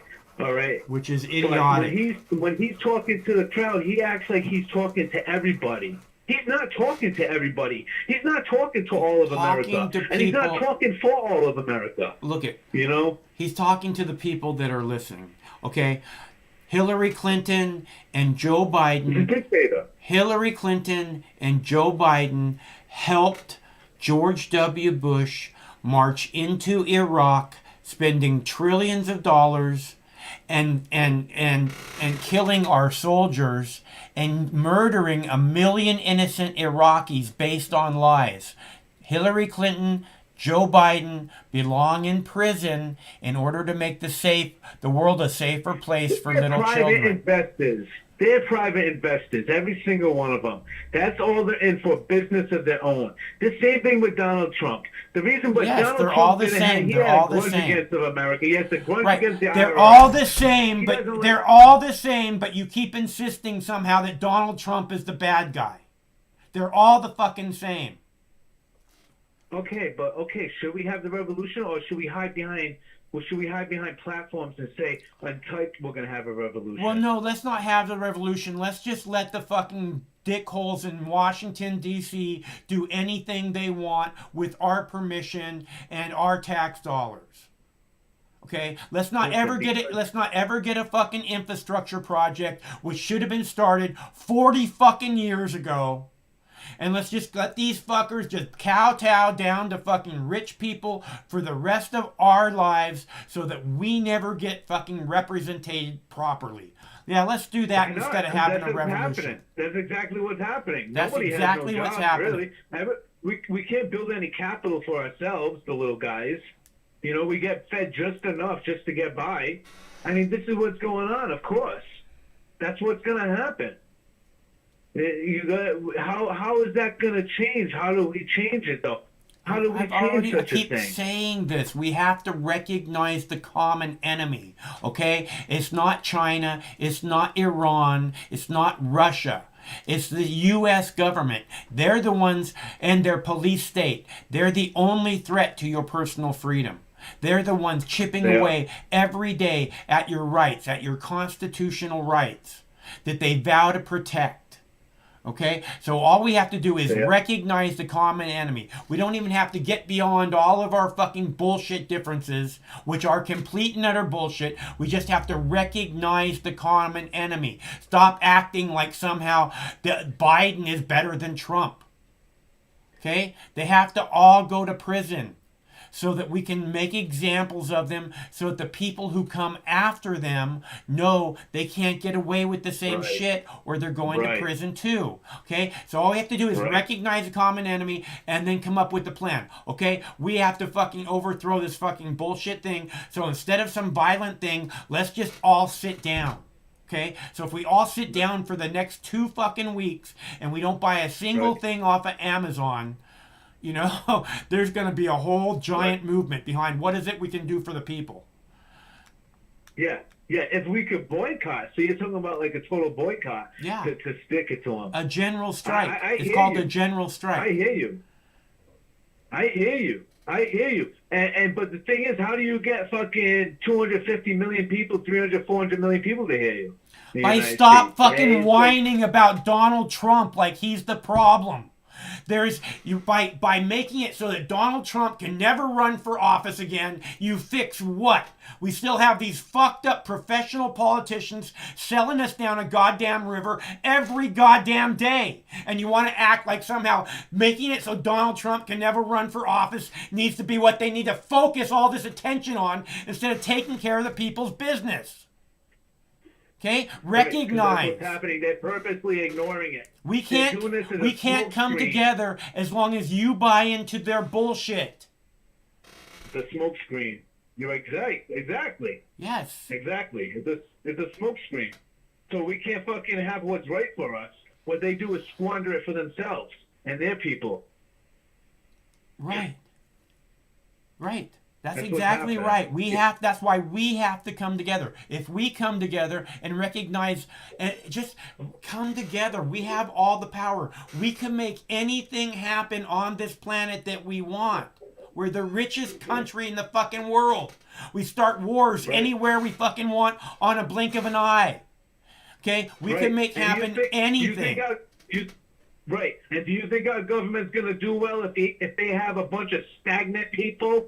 If we all went boycotted everything and said, fuck this, we're not doing shit, we're not paying our taxes no more either, and they think they're going to have a big stagnant population, a huge stagnant population, they're going to have to drag it and flag it because they're not going to know how to control it at that point. We're going to be raging. It's going to be a raging mess. They're going to start defining protesters as mentally ill and sending them to re-education camps. Or jail. Or mental hospitals. To be chemically fucking castrated, basically. Okay? Right. And this is where we're at. And this is what this thing about Marjorie Greene is all about. Oh, you're talking about 9/11. Didn't you get the memo? You're not allowed to talk about 9/11 except for the official fucking storyline. If you vary from that, we can now send you to a re-education camp so that you can learn that that's not fucking true and it's not okay to talk about things. How Roman of them, huh? These Roman rules, I swear. I mean, they are getting stronger and stronger. For some reason, more apparent than anything in this country. Every day. It's going back to the olden, in a way, like where the guillotines are at. You know, I mean, you could. I love guillotines. I love guillotines. I hope somebody's building really nice, pretty ones. I can't wait to see them start showing up at fucking rallies. Those things are sharp, man. Oh man. This makes a fucking point, all right? And the problem is that like at the January 6th thing, they hung a noose out front, and everybody's like, oh look, they're gonna kill people. But the problem is, then they'll go, oh, that proves they're racist because they brought a noose. Right? So instead of buying into the fucking bullshit narrative, we just bring guillotines because that's not racist. we brought guillotines because we didn't want you calling us racist. Why else would we bring guillotines? Come on. Right. Yeah, fuck the noose. Fuck the noose then. We'll bring guillotines. Yeah. Exactly. What the fuck is wrong with these people, you know? What's wrong with them is they buy It's like talking to a crackhead. A crackhead will pull an excuse out of their ass every fucking which way. You know what I'm saying? You try to tell them something, and they'll say, oh, no, it's because of this and that and everything else. They'll have an excuse for every damn thing. Right. It's ridiculous. Right. It's ridiculous, and they try to reverse it on us and make like it's our fault, it's our problem. Now it's this, now it's that. And honestly, I feel that the fucking media is working with the government coincidingly. They're working with the government and fucking with our heads. Of course, they're working Just with the fucking with government. They take their talking points directly from the Pentagon and the White House. You know? Right. Except for under Donald Trump, where they took their talking points from the FBI and the CIA. Wow, isn't that something? Isn't that something? Okay, and you just have to recognize, and it's the media's working with the government. The government knows that, I mean, all the Congress members know the media's working with the government. They're all in on it. This is what I'm telling you. This is why nobody's talking about this. They all know it. They set the narrative. Yeah, they're not talking about it. That's why Republicans and Democrats aren't any fucking different. Because otherwise, there'd be a Republican up there who's like, oh, the Republicans are the good guys, right? There'd be somebody up there screaming that they know the fucking media works with the government. And that they're getting their talking points from the CIA and the FBI. And this is unacceptable. And, you know, this isn't happening. You know, it's just all the same. They're all just against the people. Whatever happened to the third party? We have a third party, don't we? There's no third party. There's no third party. There's just the Republicans and the Democrats. And if you're a third party, then in order to get any attention at all, like Bernie Sanders, who claims to be an independent, you have to run as a Democrat. And then you have to sign a contract that says, oh, well, I'll support Hillary Clinton when they make her the nominee. And if you don't fucking do your contract, it's fucking... So you can't even run... They're not even allowing another party, basically. Oh, they run, but they don't give them any airtime. They don't get any airtime. They don't... Nobody even knows who what the Green Party candidate's name is, what the Libertarian Party candidate's name is. Nobody even knows that. Let me tell you something else. They're pulling the wool over our eyes. It's our eyes that they're pulling the wool over because we haven't done enough research as the people of the United States. That's why I feel like it's a very dumbed out population right now, and these motherfuckers are pulling the wool over our eyes. They have the books. They have the rules. They have everything in front of them. They know what goes and how it works. They know. You know what I'm saying? And they've been setting the narrative with the media, and we just sit there and go, oh, okay. Well, that's what it is. Right. You know? That's the problem. Is you listen to the media, and the media says, "Oh, these people on January 6th are evil. They're destroying everything. They're domestic terrorists. Those people didn't blow anything up. They didn't blow anything up. They didn't topple any statues. They didn't graffiti everything in sight. They didn't fucking rip down 100-year-old paintings." You know, they were threatening to give them 40 years in prison now. You're hearing threatening to give these people up to 40 years because they're domestic terrorists. There was one today. That the judge said, "Okay, you can go out on bail for this amount of money," and Washington D.C. judge immediately stepped in and reversed that decision. You can't have bail. We're going to keep you until your trial. Yeah, they hold them as they're holding them as prisoner. These are prisoners of pretty much war. They're almost what do they call it? What they were trying to do? They were trying to take over the government. Basically, is what they're charging them with, trying to take over the government. Yeah, this is a serious crime. This is a serious crime. They're gonna say that's what they're gonna say. But you do have a president rooting these people on at the same time to do so. So I mean, what you got there is a president also setting a narrative and causing conflict within his own system. And I feel like that this president came in to set conflict, to fuck up the system, and to make another party. No. Donald Trump, during the Republican primary, stood on a stage with 18 other Republicans, and he was the only non-professional politician.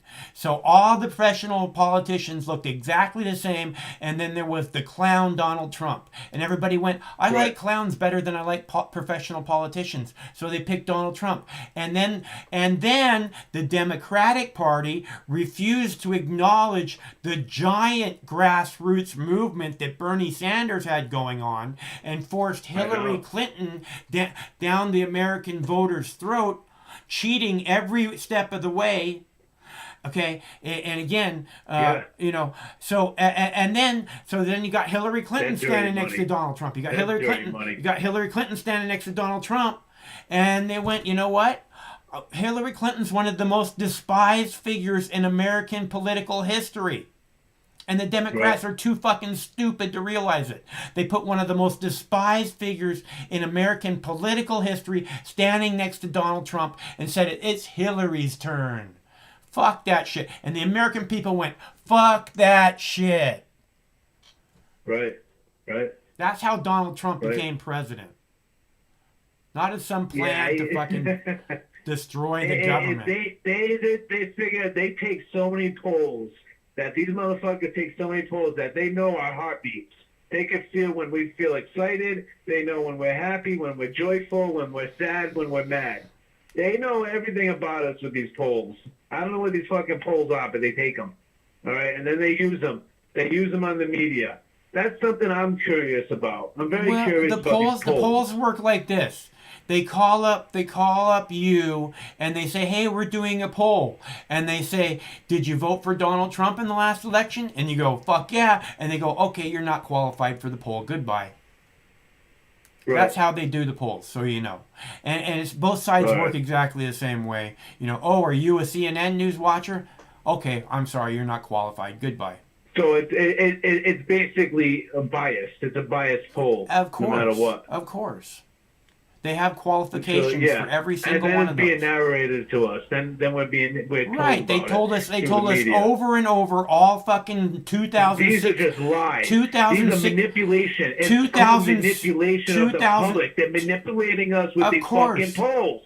It's not just the polls. They're biased polls. They're biased fucking polls. Yeah, it's not just polls. Okay, all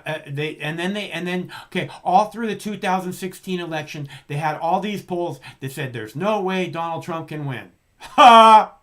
And then after the 2016 election and Donald Trump took the White House for 4 years, it was, Russia, because of Russia, Donald Trump won.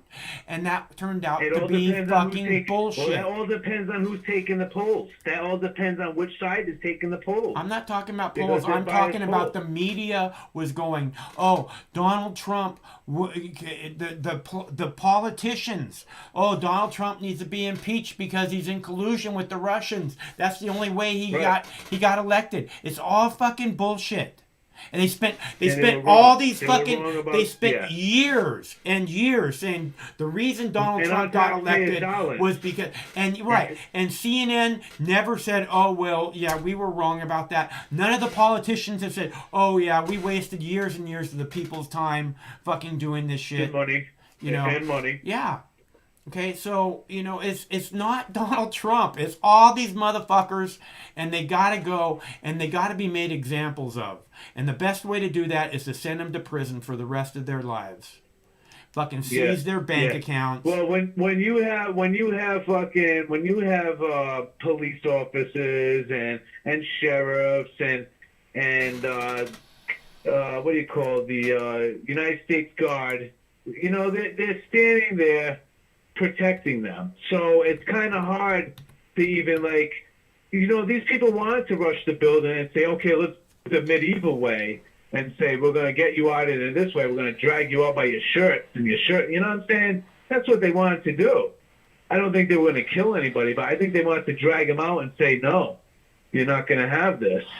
Well, I think put some fear into them. Right. But I think that's what I think they wanted to do, the medieval way. But you can't do that when you have all this guard in front of you. They're not protected. They know how to protect themselves.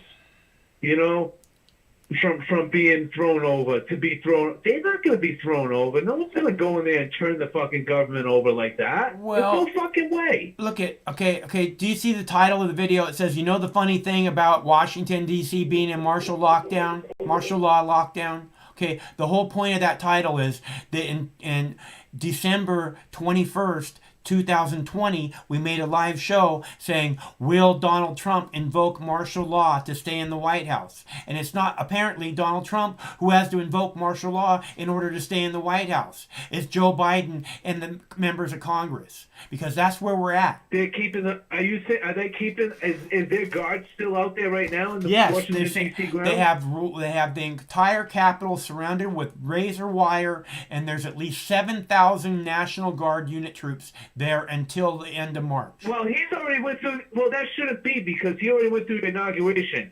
He's already in. No, it shouldn't be. They shouldn't have those guards up anymore. No, it shouldn't be. They want to keep the razor wire fence permanently in place. That's what the Capitol Hill police want. Wow, it's kind of, that makes the other side really believe that it was stolen.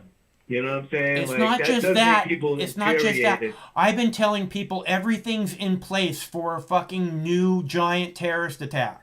Okay, and then then they can pass Patriot Act 2 and basically, like I said, open the re-education camps, and anybody who's out of line or speaking things they shouldn't be speaking can go and be chemically castrated there and learn how they're supposed to live from now on. Right. I could see that too. Yeah, I heard about that too. And there's a lot of these rich people are involved, man. They're very much involved in this. They're calling the shots. You know, who are the politicians pawned to? They pawned it to the rich people. That's who they pawned it to. So it's like, we know who's in charge here. You know, and they're the same people that are fucking with the currency.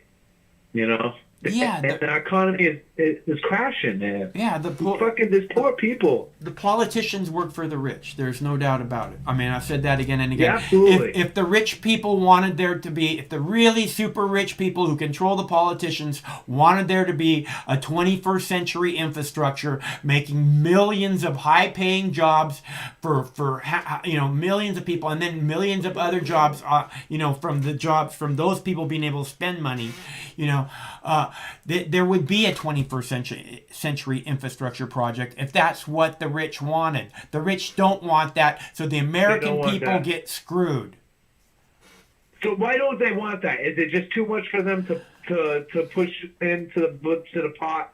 Can they not scratch up enough few dollars to each of them and say, okay, we'll do this infrastructure, each of us it's because of the petroleum companies. Let's start with the petroleum companies. The petroleum companies don't want us to build new infrastructure, because a 22nd infrastructure project, because that would involve all kinds of solar and wind technology that would be creating free energy, and that's the last thing that the fucking petroleum companies want. Okay, so we'll start there. That's why they could capitalize on that. They could take that business themselves. They could already convert everything over for themselves. They're already in power with the petroleum. It's not like a new company is going to pop up out of the fucking ground like a plant and say, "Here I am," out of nowhere, and say, "I'm the guy that does renewable energy." He's not going to come from nowhere. It's the people with the capital already. It's those petroleum companies that need to convert. We need to push these companies to convert. It's them. Yeah, that's exactly what they don't want. They don't want that. They want to be stuck in 1950, where they can sell as much gas as they can. They don't have to scratch up any change. They don't have to invest any money. They already own the infrastructure. The infrastructure is designed for the petroleum companies. The infrastructure is designed for the petroleum companies to make money hand over fist. That's what it's designed for. Right. So we just start there with that little corner of it, and you understand why there isn't a 21st century infrastructure project going on. Right. Well, it's because nobody could team up with each other. They can't come together. They're too fucking greedy. We're depending on corporations that are greedy to fucking build our infrastructure. This happened when we first got our highways. Yeah, that's who actually kicked in, I think, was other companies. Those privatized companies that kicked in their own money to build these highways that we have today. It was a big thing. The president had set forward. He had signed that these companies could come in and put their money into it. And I'm pretty sure that's what happened. I might be wrong, but this has happened already. for infrastructure. We've had all these companies come in and kick in their amount of money. I think it was the car industries. It was the car industries and the petroleum industries that did it. Yeah. They built these highways already. Yeah. Hey, I gotta take a break. I gotta play a video and get something to drink.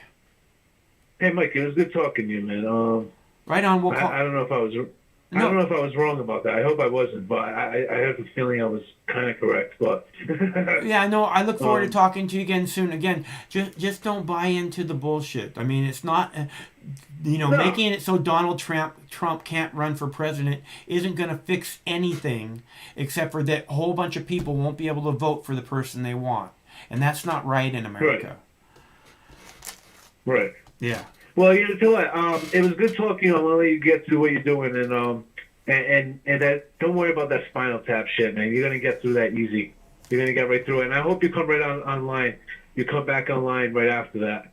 Yeah. We see you again, man. I'm not going anywhere. I'm not going anywhere. I'll be around. All right, don't go anywhere. Come back on, and I'm telling you, you're gonna get through it easy. Yeah. With no problem. Trust me. Okay. Thanks you're a lot. You're gonna be fine. You're gonna be fine, Mike. All right. Thanks for calling, bro. You're welcome, Mike. Okay, talk to you soon. Thank you, man. Okay, bye. See you later.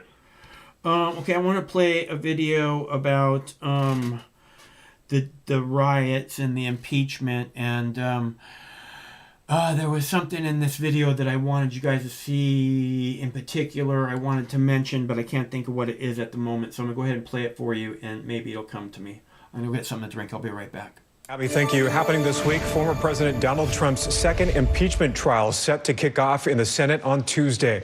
The single article of impeachment alleges Trump incited the January 6th riot at the U.S. Capitol building. Democrats claim the former president summoned the mob. An ABC News investigation found more than a dozen people who stormed the Capitol said they were following the president's lead. A conviction seems unlikely at this point, given the number of GOP senators who've already said that they believe the trial is unconstitutional. Trump's attorneys maintain he did nothing wrong and that an impeachment trial is unconstitutional. In just a few hours from now, a local man who was arrested here in connection with last month's siege at the U.S. Capitol due back in court. Ethan Nordine, a self-described member of the Seattle chapter of the Proud Boys, is facing federal charges, including obstruction of official proceedings and disorderly conduct on Capitol grounds. Federal prosecutors believe Nordine engaged in planning before January 6th, alleging he asked for protective gear and communications equipment on social media prior to that day. Taking a live look at the Capitol, in less than 24 hours, former President Trump's second impeachment trial will begin. His attorneys are continuing today to blast House Democrats. The single article of impeachment alleges Trump incited the January 6th riot at the Capitol. Today, his attorneys filed a 75-page pretrial legal brief. In it, they argued the trial is unconstitutional because Trump is no longer president. They also argue that Trump did not incite the Capitol riots because he urged the crowd to be peaceful. When you have the President of the United States give a speech and says you should peacefully make your thinking known to the people in Congress, he's all of a sudden a villain. At least 17 Republican senators would have to vote with all Democrats to convict the former president. At this point, it appears very unlikely that will happen. Senate leaders have now agreed on how the impeachment trial will play out. According to Majority Leader Chuck Schumer, the proceedings begin tomorrow with a 4-hour debate on whether the trial is constitutional. That issue will be decided by a simple majority vote. Beginning on Wednesday, each side will be given up to 16 hours for presentations. The trial will then pause Friday evening until Sunday afternoon to allow for observance of the Jewish Sabbath. This second impeachment trial is only one of several ways officials are looking into what led up to the riot at the U.S. Capitol. Coming up later in this newscast, the additional focus from investigators. I mentioned earlier, congressional leaders and lawyers for former President Trump have worked out some of the basic ground rules for the upcoming historic impeachment trial. Sinclair National correspondent James Rosen looks at other ways authorities are racing to bring accountability after last month's riot. On the eve of Donald Trump's second impeachment trial, an unprecedented proceeding against a former president, the uniqueness of the event came fully into view. You actually have a trial that's being held at the crime scene with jurors that were victims of the crime being prosecuted by victims of the crime. There's really no precedent for this. To determine the origins of the Capitol insurrection of January 6th and to hold accountable those responsible for it, the trial of Mr. Trump is but one of a number of ongoing efforts. The New York Times has tracked all those arrested and charged, at least 235 so far, and classified them by alleged offense, from assault to weapons charges to trespassing and more, and singled out those with purported ties to extremist groups. Besides the U.S. Attorney, the Office of the Inspector General for the U.S. Capitol Police has begun its own review. Jeff Cortese is a former U.S. Capitol Police officer assigned to security for the Speaker at the time, and also a former special agent of the FBI. The events of January 6th kicked off a number of investigations on a number of different levels from a number of different agencies. Were these deficiencies in leadership or deficiencies in policies and procedures?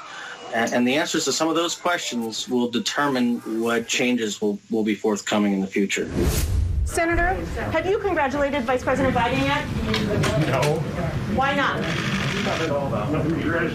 Republican Senator Ron Johnson of Wisconsin, an early objector to the legitimacy of the November election, now suggests, admittedly without evidence, that investigators ought to be scrutinizing Speaker Pelosi more closely. Is this meant to deflect away from potentially what the Speaker knew and when she knew it?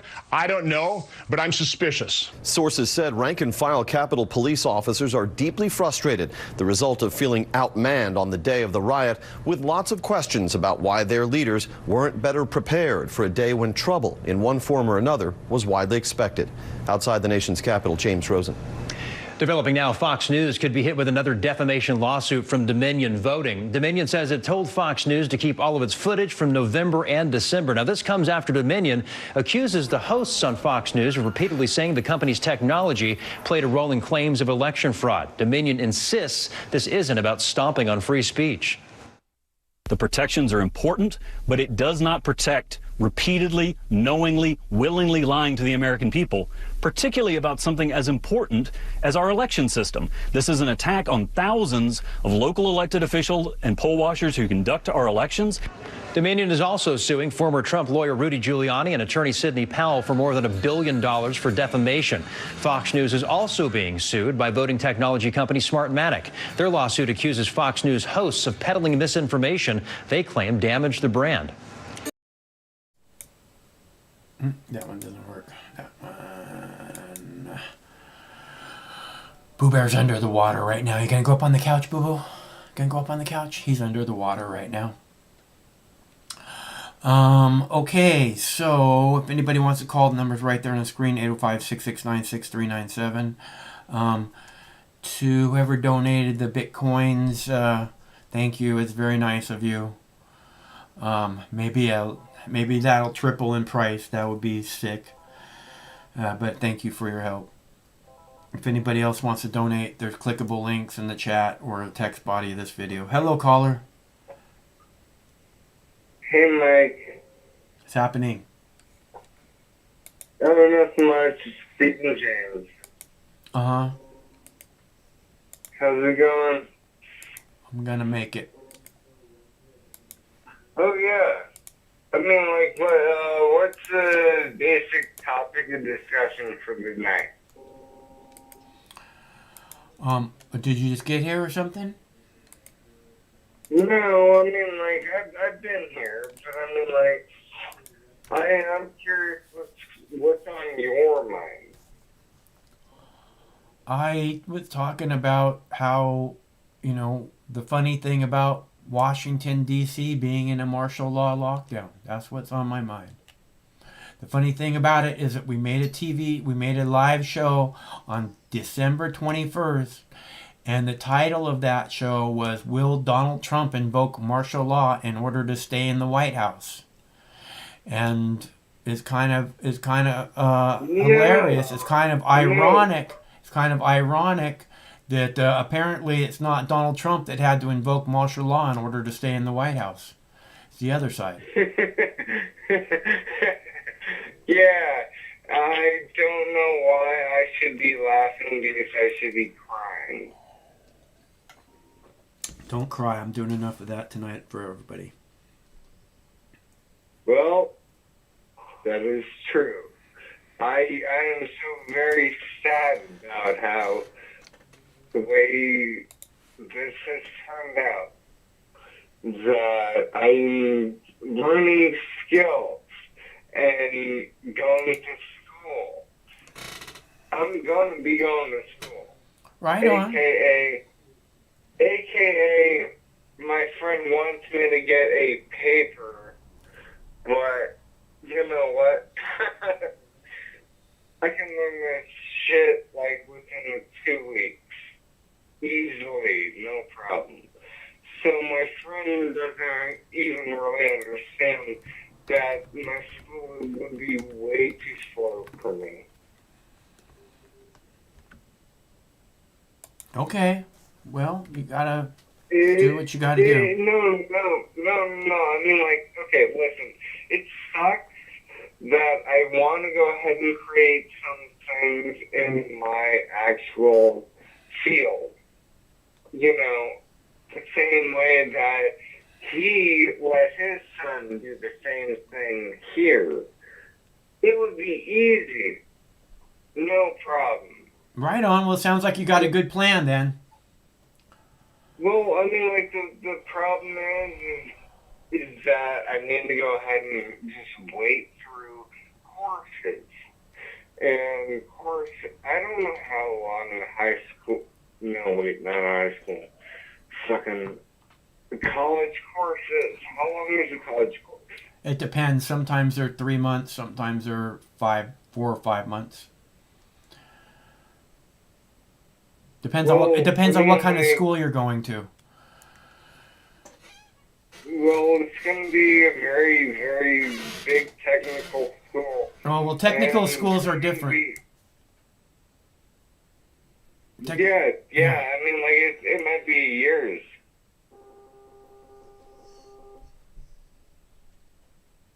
Oh, yeah, it might be years. Yeah, well, good. That's great. I'm glad you got a plan. It's good that you have that option, man. No.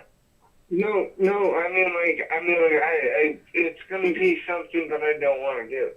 But I do want to do it. But I need grants. I need government grants. Well, they're out there, man. There are lots of them available. Yeah, I'll get there. I want to get there. I want to go ahead and ask for them. You can do it. You just got. Sounds like a plan. Yeah, it seems like you got a plan. It seems like a good plan. You should try and make it happen with all your might, man. Yeah, I think I have a really nice future ahead of me. Good. That's great. That's a great feeling, I bet. Well, I know that I'll eventually see a girl that will catch my eye, that is my dream. Well, you can do it, man. You can make all your dreams come true. Just focus on what you really have for priorities. You know, don't let shit not happen that's a priority for you. You know, if this is what you want to make happen, then you can do it. You know, anything that you really, really, truly want to make happen, I believe that you have everything, all the resources available to you or inside of you that you need to make those things happen. You know what's amazing? The universe is huge. And the universe is capable of actually providing all the resources you ever need. Period. Right on. All right, Stephen, it's good to hear from you. I'm glad you got a plan and you're working it. Well, yeah, the problem is that I'm working on a vehicle, but I got the money to go ahead and fix it. So, it's just going to be one of those fun things that you end up learning how to go ahead and do yourself. Well, I mean, like, hey, life is a jigsaw puzzle in kind of a way, isn't it? Somewhat, I guess. That's one way to look at it. Well, if you end up working on projects and tools, I think life is a jigsaw. And all you need to do is just take things apart, put things together, and jiggle it about. And That's what it's all about. Okay, Stephen, good to hear from you. Thanks for calling. Okay, so it's good that he's got a plan. I hope you guys have a plan. You know, he seemed like he was looking forward to a bright future. I'm very glad to hear that. Stephen often isn't looking forward to the future, so it's a good thing. I have a video here about counterfeit face mask being sent to hospitals around the country, and the Department of Homeland Security is now looking into it. But first tonight, new information on N95 masks that were distributed to healthcare providers in our state. Michelle, the N95 is known as really the gold standard of masks. It is indeed, and we're talking about thousands of masks, Steve. But now we are learning that millions of these masks sent to hospitals in Washington are believed to be fake. The Department of Homeland Security says a vendor is actually responsible. KOMO's Kara Kostanich is live in Seattle with the very latest for us tonight. And Kara, this has got the attention of the feds. That's right. This is all under federal investigation, Michelle. Turns out counterfeit PPE has become a big business during the pandemic. I'm told these masks were sent to hospitals all over the country, and no one knew they were fakes. The company 3M notifying the Washington State Hospital Association that 2 models of their N95 masks sold by vendors were fakes. So, we don't know what level of protection they're providing. The Washington State Hospital Association says they distributed about 240,000 of the bogus masks to hospitals all over the state, and some healthcare systems purchased them directly. Do we know how many of these masks are here in Washington? At least a couple of million. The Hospital Association notified Washington's 115 hospitals, asking them to pull the counterfeit masks from their supplies.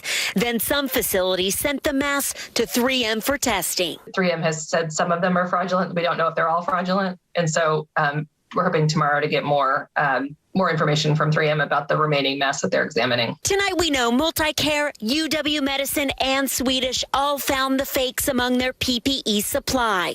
Swedish released a statement to us that says in part, after conducting a complete inventory of all N95s sent to Swedish from WSHA, we have identified counterfeits and have pulled the masks in question. Despite this fraud, Swedish has enough PPE to protect our care teams. UW Medicine says they have identified 3 lots of fake N95 masks that were purchased from a third-party vendor. They told us by statement tonight that roughly 20,000 total N95 respirators from these lots were deployed for use at UW Medicine on approximately December 25th, 2020. The statement goes on to say we are determining how many were used by our clinical staff and will have that number once we complete our investigation. Hospitals all around the country have been using these.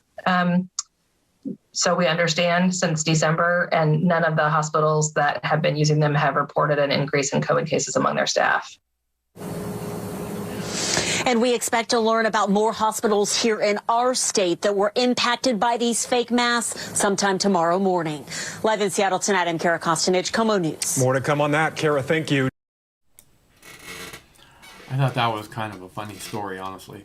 You know, they got fake masks for their fake virus and nobody discovered it until now. Because we're all going to die if we don't get masks. We have to wear double masks now. But don't wear the fake ones. Just retarded. I thought that story was pretty funny. Okay, I have a couple of videos left for you guys. If anybody wants to call, the number's right there on the screen. It's 805-669-6397. And otherwise, I have a video about QAnon women being arrested at the riots. Over 20 women have been arrested for the occupation of the People's House. And let's see, I have a video about Netanyahu trial. I posted a video about that earlier. I have a different video about it today or now, this evening. I have this video. That Trump won the election. Among the suspect's possessions, this is real, a white privilege card. I want you to take a look at this. It's a fake white privilege credit card. Subtitle, Trump's everything. The card holder, scot-free, with 2 T's. Scot-free is actually spelled with 1 T, but, 2 T's on that card. That one piece of evidence, an insight into the man's state of mind, that he could get away with anything because of his skin color. Okay. I really like the white privilege card. I think it's very funny. I like Don Lemon acting indignant about it, as if it's evidence. Evidence. I have video about violent crimes being committed against Asian people. Seems to be on the rise when it comes to Asian people. Which is sad. I have a pretty good video of this guy shoving a 91-year-old man to the ground. Comes up behind him and just pushes him to the ground. I so wish that this guy would have been like a kung fu master who would have just grabbed that guy and turned it around and face planted his head right through the car windshield. I really would have preferred to see that. That would have been hilarious. An uptick of violent crimes has been terrorizing the Chinatown neighborhood in Oakland, California. And after stepping up patrols, police have made an arrest amid the recent crime wave. We've got some video tonight that shows someone in a hood shoving a 91-year-old man to the ground. He nearly hits his head on a car. That victim is now being treated for his injuries. And tonight there's a break in that case. Oakland police announced that they have arrested the man who allegedly shoved that elderly victim. And as News Nation reporter Maureen Kelly tells us, the suspect is tied to a string of other assaults. The attack is equally sickening as it is cowardly. The 91-year-old victim pushed from behind, sending him crashing to the concrete. Today, at a news conference that was originally intended to publicize a $30,000 reward being offered in the case, Oakland's brand new police chief was able to tell the media and Chinatown residents that the case is closed. And he's beefing up patrols here ahead of the Lunar New Year next weekend. You'll see additional resources in your community. Command post posted in your community, as well as officers on foot. But it's not just Chinatown. The violence in this community is impacting every neighborhood. And so we all need to band together to take a stance and say this violence is unacceptable. The increase in violent crime in this community, some of them caught on tape recently, has also prompted Alameda County DA Nancy O'Malley to announce the formation of a special response unit to address crimes against Asian individuals, especially those who are elderly. The rapid increase in criminal acts targeted against members of the Asian community, and particularly Chinese Americans who live and work in Alameda County, is intolerable. It was the shocking videos making headlines that prompted some prominent Asian American actors to raise the $30,000 for the reward, including Daniel Wu, who has family ties to Oakland's Chinatown. These incidents are happening all over the country, and we're being smashed in as a 1-2 punch. There's low-level petty crime that's happening to our community. We're being targeted as easy targets. But on a bigger scale, rhetoric, racist rhetoric from the pandemic has targeted us as being, the reason for coronavirus. And so Asians across the board have been targeted by racial slurs, being attacked, being pushed around, being spat on. In addition to the 3 assault charges, Yahya Muslim also faces charges of inflicting great bodily injury and committing a crime against an elderly person. An investigator from the district attorney's office is now looking into the case, so it's possible hate crime charges could come at a later date if warranted. Meanwhile, the 91-year-old victim is still in the hospital. Maureen Kelly, News Nation. That guy who spoke, Daniel Wu, that guy is a kung fu master. Like to see somebody try and do that to him.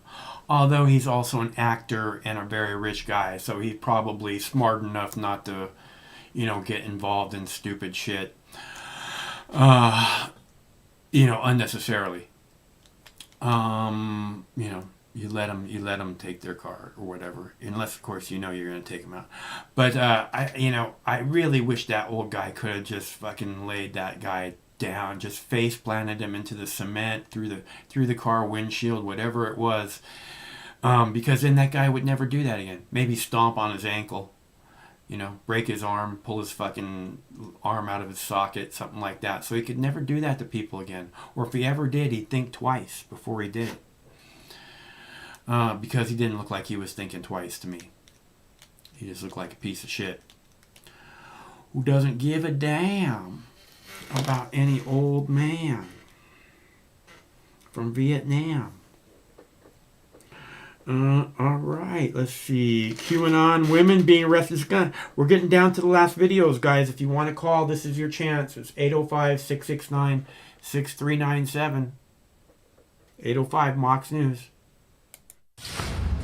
We're learning more about the women who were drawn into the deadly insurrection at the Capitol. CNN's Tom Foreman reports. In the madness of the riot, as violence erupted, Grayson Courtright posed for her Instagram feed. The college student from Kentucky beaming, "Can't wait to tell my grandkids I was here." While Jenny Cudd, a flower shop owner from Texas, who's expected to plead not guilty, admits she went exploring. We did break down Nancy Pelosi's office door, and somebody stole her gavel. Arrest records list more than 20 women charged in the uproar. And that's no surprise for Sayward Darby. They're being told, you are the revolution. You are the radicals. She's written about women in extremist movements and says many embrace a very conservative view of life. Women are being appealed to by being told, you are mothers. You are, the protectors of your home, of your family, and now is the time to stand up and fight for that. Among those charged, Christine Priola, a mother and former school therapist from Ohio. Dawn Bancroft, a gym owner who prosecutors say posted a video claiming she was looking for Nancy to shoot her in the friggin' brain. CNN has reached out for comment, no response.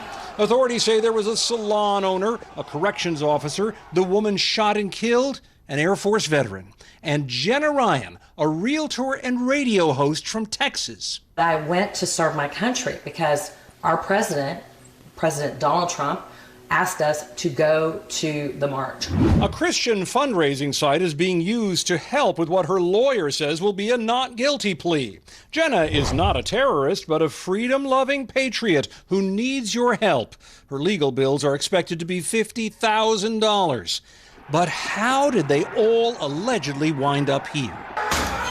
Tens of thousands of women are already at work in aircraft. Just as the government asked women to pitch in during World War II by appealing to them as mothers and community members, experts say movements like QAnon are doing the same now, telling women the nation needs them to stand up amid political warfare and a raging pandemic, no matter how dishonest that recruitment may be. That was Tom Foreman reporting. Oh, they see that? They're using the same propaganda that the war machine used in the Second World War. You see that? Same propaganda. Wow. Funny how that works for both ways, huh? What the fuck is wrong with these people? This propaganda over there, and then it's, this thing, this for the people. Hello, caller. Hey, Max. What's up? It seems like you're putting a lot of videos of Trump supporters who are regretting. Trump supporters their what? Choices to go, Trump supporters? Are regretting their choices of going into the Capitol. Yeah.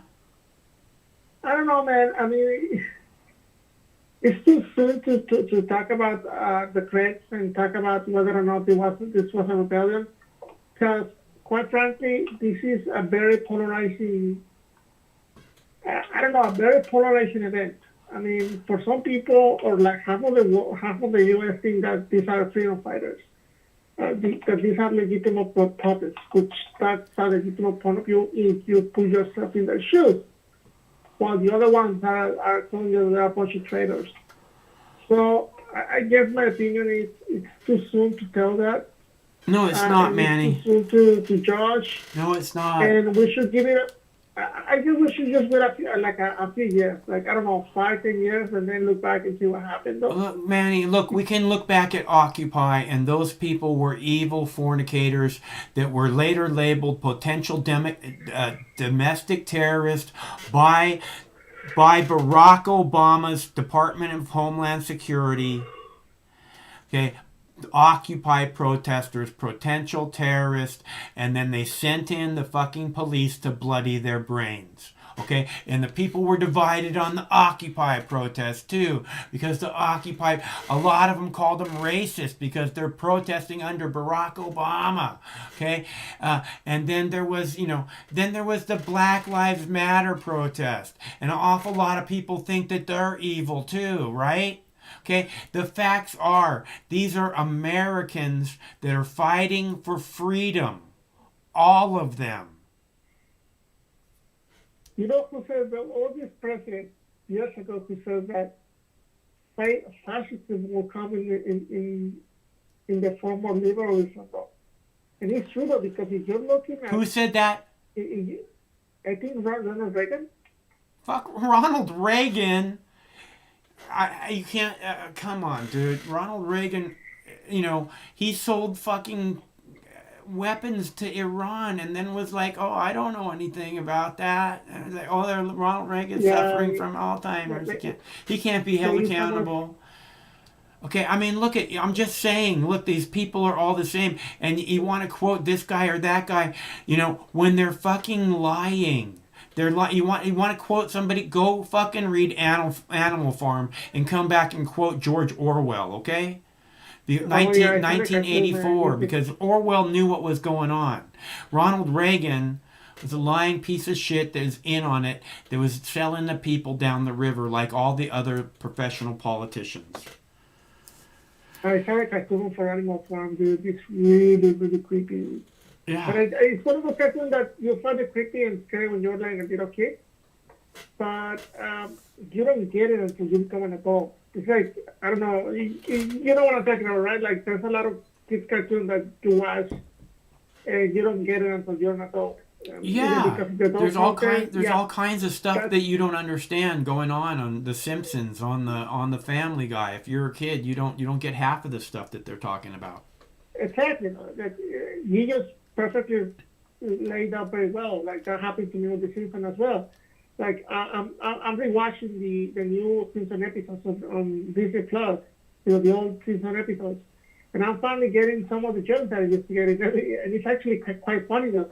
And the same thing is happening when I saw Animal Farm. So like when I watched it when I was a little kid, I didn't get it. I just saw like all the animals were like super mean to each other. But then when you grow up in your late 20s, early 30s, you say, damn, that is some really deep stuff right there. I mean, I read 1984. When I moved in 2005 into the U.S., I mean, I didn't know any English, so I had to go to English as a second language course in my local community college. And they actually made us read 1984. Back then, I didn't understand the concept, though, because they have these weird words and like love is war and peace is war or something like that. And I didn't understand because there was a lot of contradictions. But again, I didn't know much English back then. I mean, I barely speak any English. And now that I have a grasp of what's going on, it's creepy, man. And it kind of resonates with what's going on right now. Like, we live in the government right now, like they're putting fences like if you're like the Iraq Renaissance. It just, there's a lot of contradictions of like incidents going on, man. Yeah, Manny, this is what I've been saying about the government for all along. It's just ridiculous to buy that either side is on your side. They're not here for us. They're definitely not here for us. I mean, to think like the current state of things is like, it just doesn't make any sense at all, man. There's a lot of different, especially, I don't know, man. I'm just very, I don't want to say naive though, but I'm just very disappointed, basically. Well, I think that's part of the plan, Manny, is they want you to be disappointed. They want you to be disillusioned to the point of not wanting to participate. You know, they want you to be like, oh, fuck it, I don't want anything to do with it. And then they can get away with whatever because you're not paying attention. That's true. That's true. Did you read the Times article that I posted on the chat the other day? The what? Oh, no, I didn't see the article, sorry. I'll probably send it to you via Facebook. But they basically lays out how the Democrats, they want to say, they say reinforce democracy by getting along with the Chamber of Commerce and the unions. The unions and the Chamber of Commerce came out together to make sure Biden won. And they kind of reinforces democracy, but it sounds more like they I don't know, they rigged the election. Though. It's very interesting in the pressing and demoralizing at the same time. I would highly recommend you to take to read the article from Time Magazine. Yeah, sure. It's yeah. Let me look. How about? It's called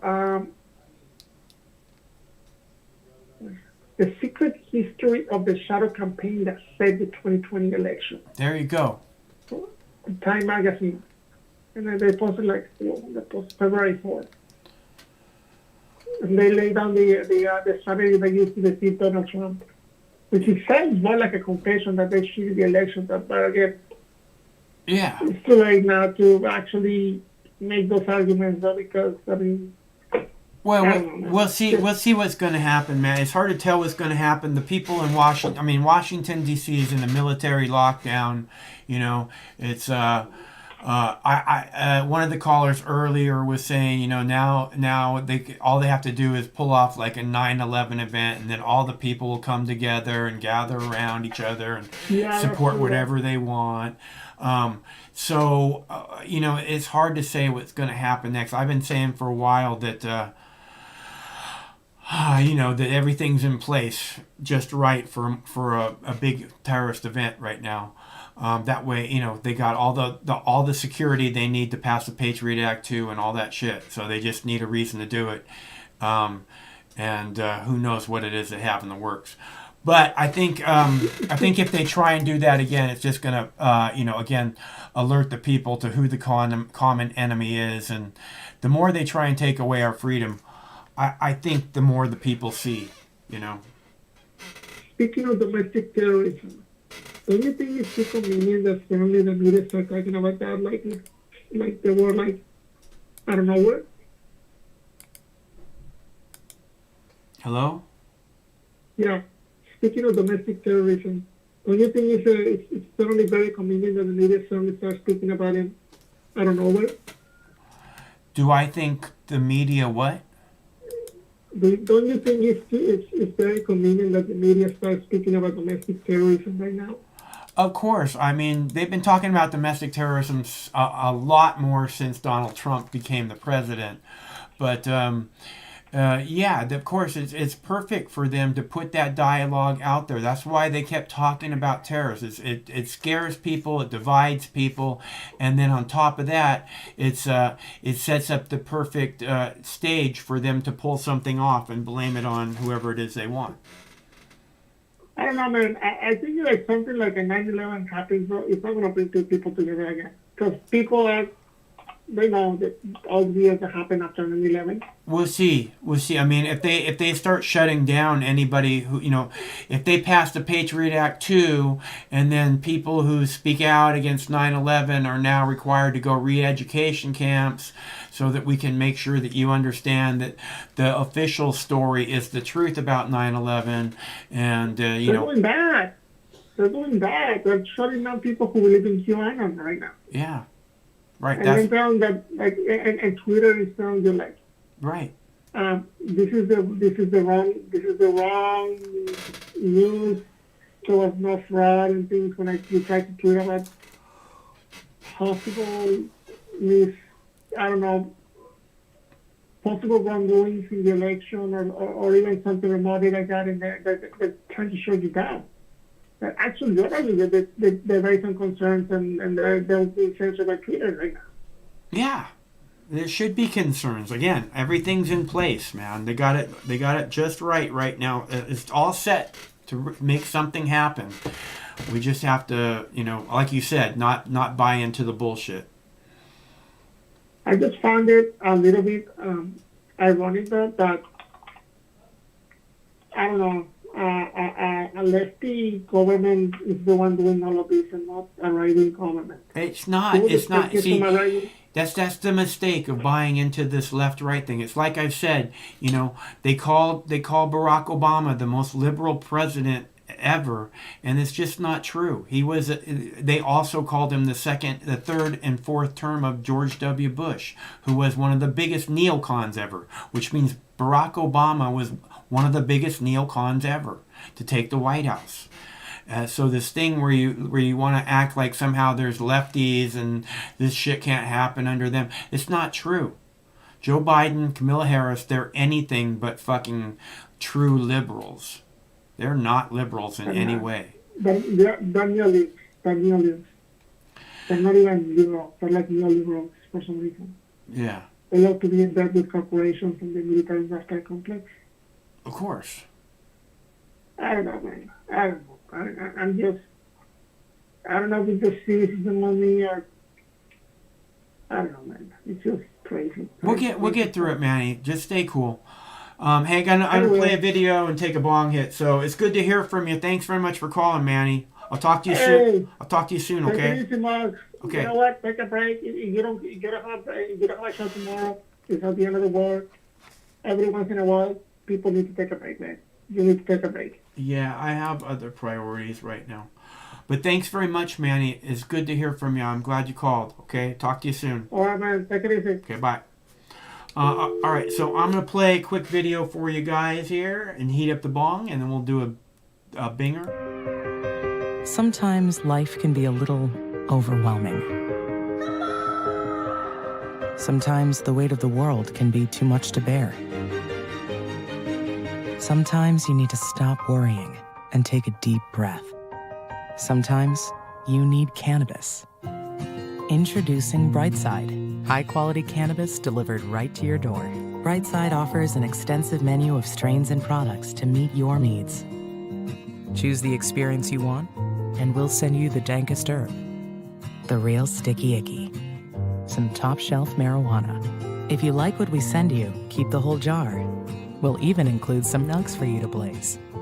As part of Discovery, you'll get to try new strains and products. Side effects may include euphoria, increased appetite, uncontrollable giggles, elevated sensitivity to musical dopeness, and reduced anxiety. Tetrahydrocannabinol may also induce feelings of existential well-being and relentless optimism. With a Brightside subscription, you can get it once a month, once a week, or whenever you want, all at a price you'll like. And yes, this is a real company. Do you know who I am? You're the wizard. Ask your doctor if cannabis is right for you. It probably is.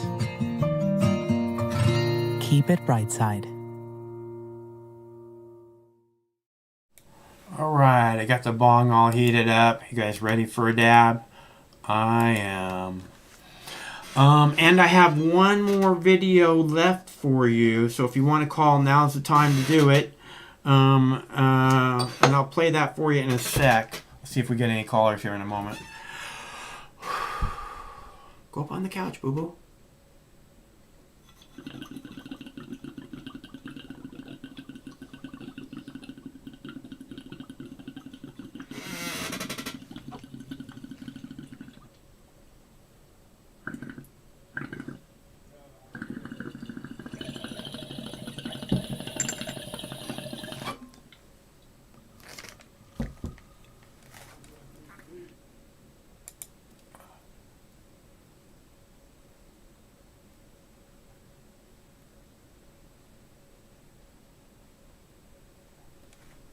All right. Got it all. Okay. Okay, so no callers yet, huh? Okay. Well, I do have one video left. So, hey, Jackie Cat. So, I can play a video, or we can, let's see. Oh, I have a phone caller. Hello, caller. Michael. Hey, who's this? This is your father. No, it's not. This is your father, Michael Nosferatu. I'm calling from Transylvania. Right on. That sounds like a cool place to party. It was. It was. Now it is boring. Oh, that's too bad. We live under communist rule now.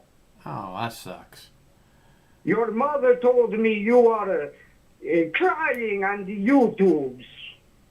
Been a rough day. Michael, there is no crying in being a vampire. I did not make you a vampire in 1427 for you to cry on the YouTubes. You can act like a man.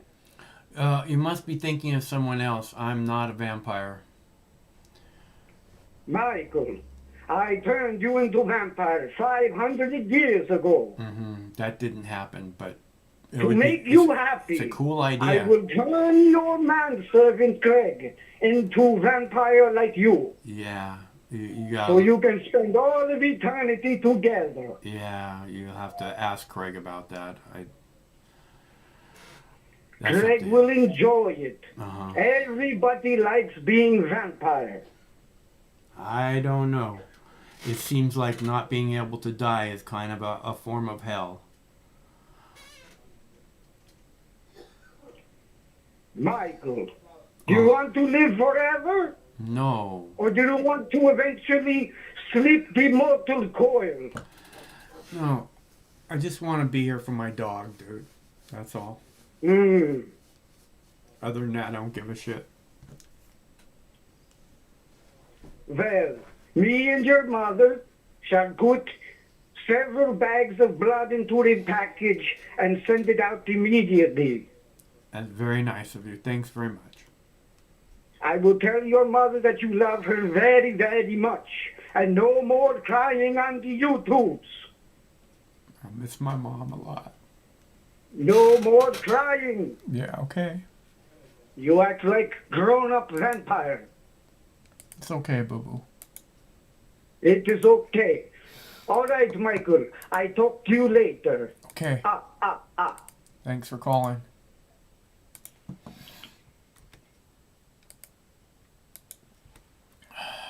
Okay.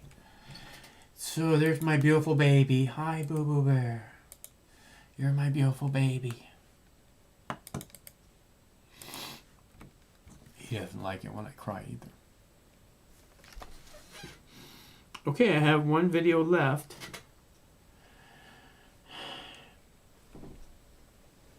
He's gonna leave because he doesn't like it. We're learning more tonight about a San Diego woman shot and killed Wednesday when, according to authorities, pro-Trump rioters breached the U.S. Capitol building. Capitol Police publicly identified Ashley Babbitt as the woman who was killed. And Babbitt's husband, Aaron, told our sister station his wife was a San Diego native and spent 14... If you're getting in touch, you are very welcome. You can send me an email, victoria@bbc.co.uk. The Israeli Prime Minister Benjamin Netanyahu has pleaded not guilty to charges of bribery, fraud and breach of trust. He was making his second appearance in court since his trial began last May. Mr Netanyahu was charged last year over allegations that he accepted improper gifts and sought to trade regulatory favour with media moguls in exchange for positive coverage. He has described the charges as fabricated and ludicrous. Our Middle East correspondent Yolande Nell was outside the court where the Prime Minister's trial was being held. The very heavy police presence in this part of Jerusalem is now being lifted as we've seen Mr Netanyahu's motorcade leaving the Jerusalem District Court just behind me. He was in the courtroom for only about 20 minutes where he entered his plea of not guilty to the panel of 3 judges that is sitting in the case against him. And as he was leaving, he would have seen these people who are all calling for him to resign, saying that a prime minister should not remain in office while he is on a criminal trial. Ahead of time, Mr. Netanyahu had put out a video message to his own supporters asking them to stay at home because of coronavirus fears, and saying to them, anyway, everyone can see that what he calls the witch hunt against me is crumbling now. Mr. Netanyahu is accused of accepting lavish gifts from wealthy friends, things like pink champagne and cigars, also of seeking favourable regulations for media tycoons in exchange for more positive news coverage about him. And this is all happening at a very sensitive time for Israel. Of course, there is the coronavirus pandemic. It's just a day since the country eased its restrictions in its third lockdown. Also, the country is heading to its fourth general election in just 2 years, in only 6 weeks' time.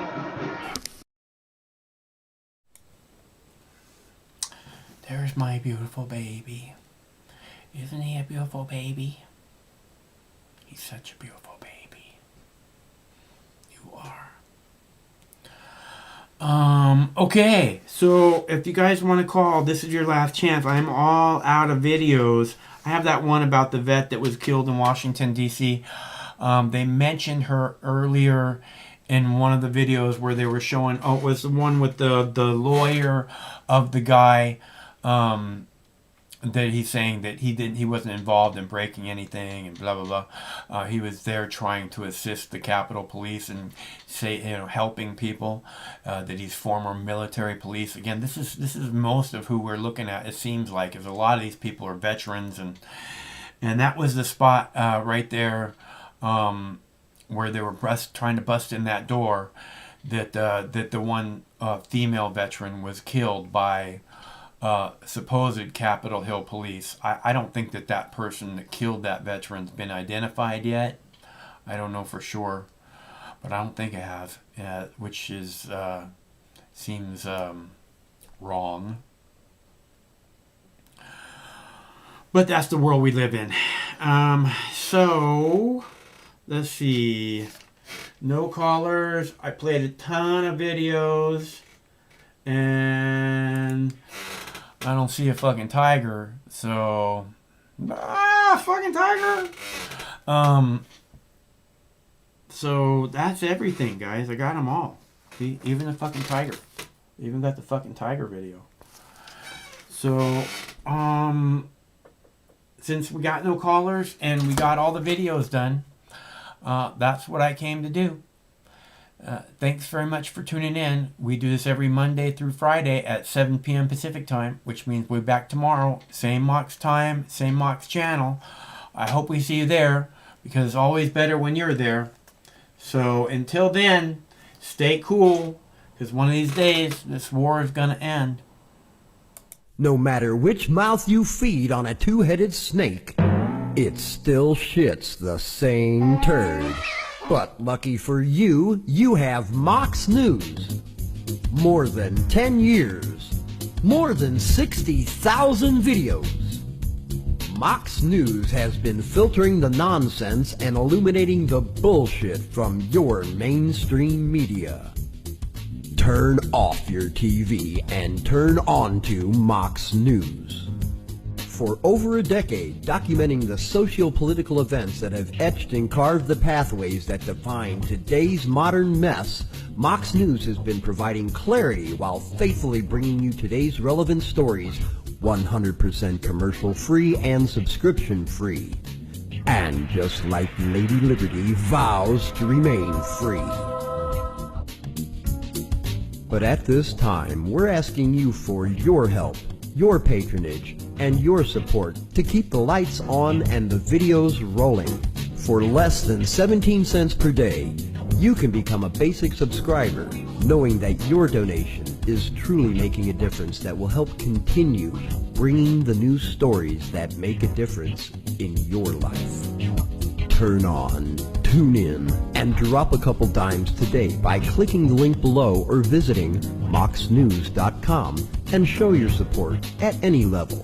From a single one-time donation or dedicated monthly subscriber, do it now in less than 2 minutes. All donations are safe, securely processed, and verified using PayPal, Visa, MasterCard, American Express, or Discover Card.